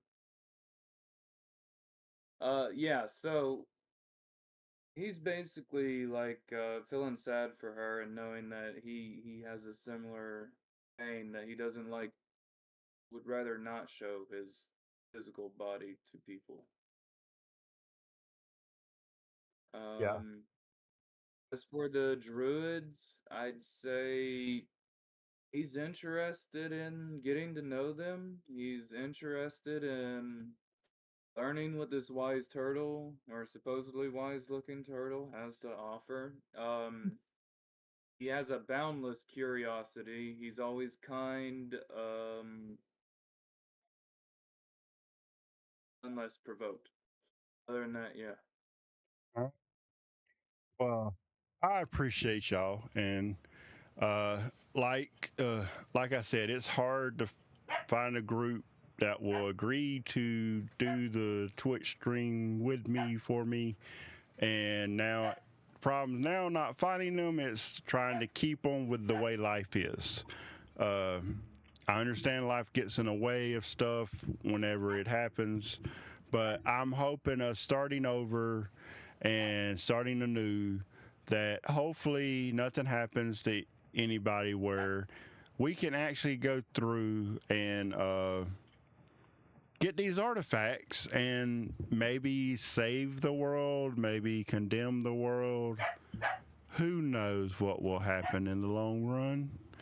So I appreciate everyone.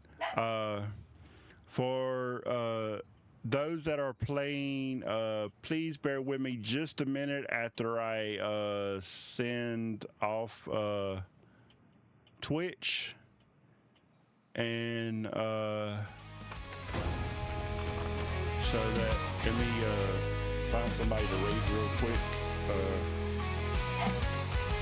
As the sun sets low and the shadows And creep, in the let me dead make of sure horrors, that it's time to leave. We've journeyed through my dungeons, mic is faced a off. fright. With dice in hand, we battle till the night. TM Night Fox, that's where we play. Crafting our tales, come join the fray. From haunted houses to creatures unseen, we chase the thrill like a vivid dream. So here we are at the end of the show. Thank you for watching, your love helps us grow. Instead of horrors, the tales never die. With friendships forged, we'll reach for the sky.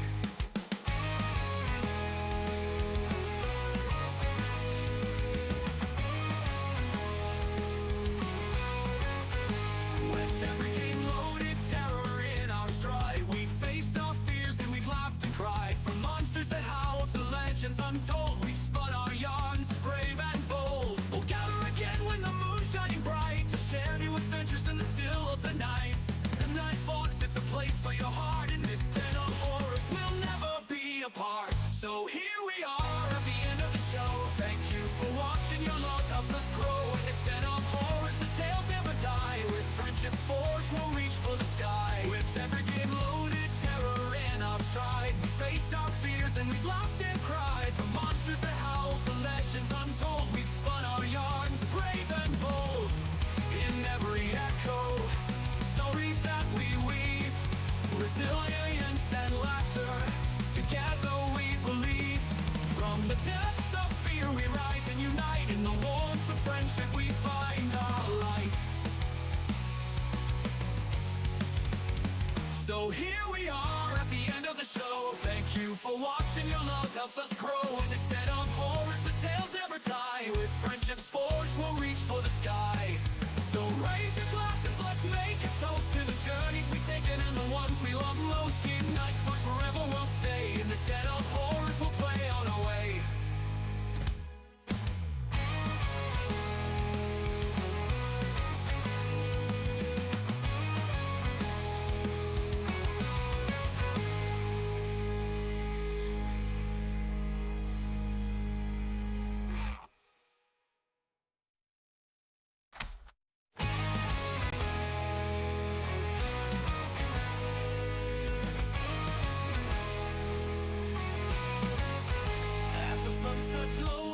shadows creep. In the dead of horrors, it's time to leave. We've journeyed through dungeons, faced a fright. With dice in hand, we battle till the night. GM Night Fox, that's where we play. Crafting our tales, come join the fray. From haunted houses to creatures unseen, we chase the thrill like a vivid dream. So here we are at the end of the show. Thank you for watching, your love helps us grow. Instead of horrors, the tales never die. With friendships forged, we'll reach for the sky.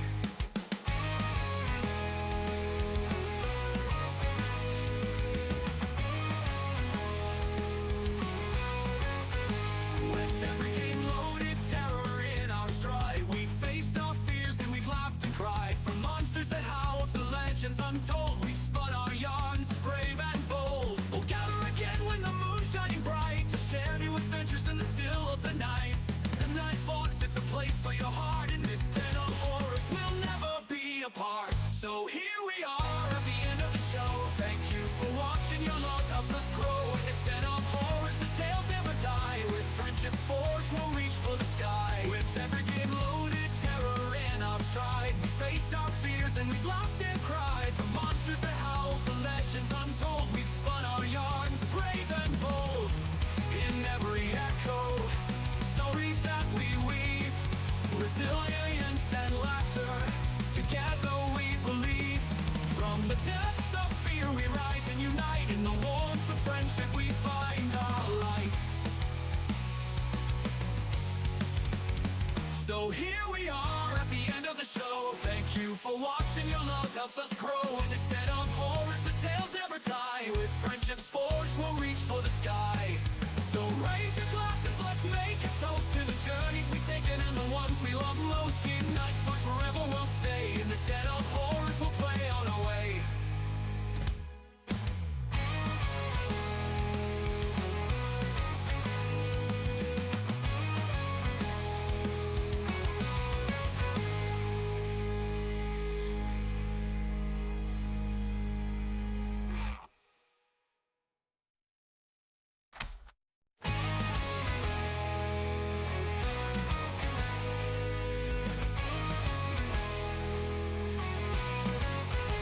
As the sun sets low and the shadows creep, in the dead of horrors, it's time to leave. We've journeyed through dungeons, faced our fright. With dice in hand, we battle till the night. GM Night Fox, that's where we play. Crafting our tales, come join the fray. From haunted houses to creatures unseen, we chase the thrill like a vivid dream. So here we are at the end of the show. Thank you for watching, your love helps us grow. Instead of horrors, the tales never die. With friendships forged, we'll reach for the sky.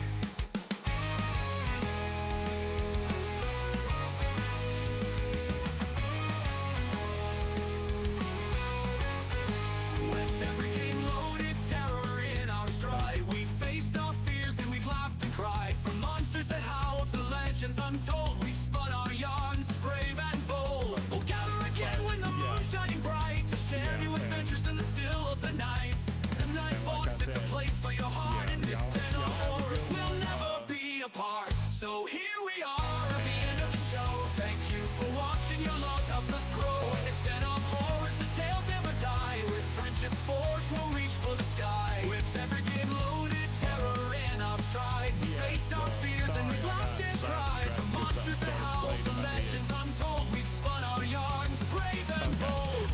In every echo, stories that we weave, resilience and laughter, together we believe. From the depths of fear we rise and unite. In the warmth of friendship we find our light. So here we are at the end of the show. Thank you for watching, your love helps us grow. Instead of horrors, the tales never die. With friendships forged, we'll reach for the sky. So raise your glasses, let's make a toast to the journeys we've taken and the ones we love most. Unite Fox forever we'll stay. In the dead of horrors, we'll play on our way. By the way, radioactive. Now you can't poison somebody and stick stuff in their butt.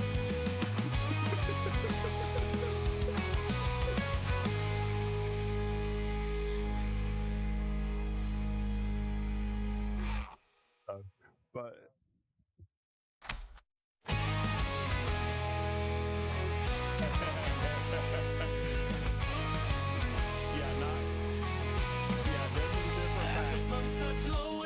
shadows creep. In the dead of horrors, it's time to leave. Yeah, We've and, journeyed through dungeons, faced our fright. With dice in hand, we battle till the night.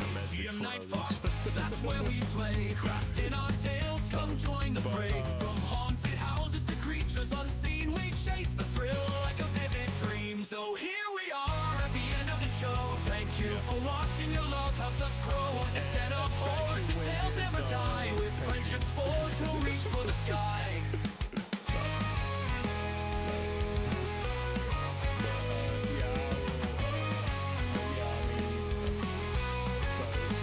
With every game loaded, terror in our stride. We faced our fears and we've laughed and cried. From monsters that howl to legends untold, we've spun our yarns, brave and bold. We'll gather again when the moon's shining bright to share new adventures in the still of the nights. The Night Fox, it's a place for your heart. In this den of horrors, we'll never be apart. So here we are at the end of the show. Thank you for watching, your love helps us grow. In this den of horrors, the tales never die. With friendships forged, we'll reach for the sky. With every game loaded, terror in our stride. We faced our fears and we've laughed and cried. From monsters that howl to legends untold, we've spun our yarns, brave and bold. In every echo, stories that we weave, resilience and laughter. Together we believe. From the depths of fear we rise and unite. In the warmth of friendship we find our light. So here we are at the end of the show. Thank you for watching, your love helps us grow. In this den of horrors, the tales never die. With friendships forged, we'll reach for the sky. So raise your glasses, let's make a toast to the journeys we've taken and the ones we love most. GM Night Fox forever will stay. In the den of horrors, we'll play on our way.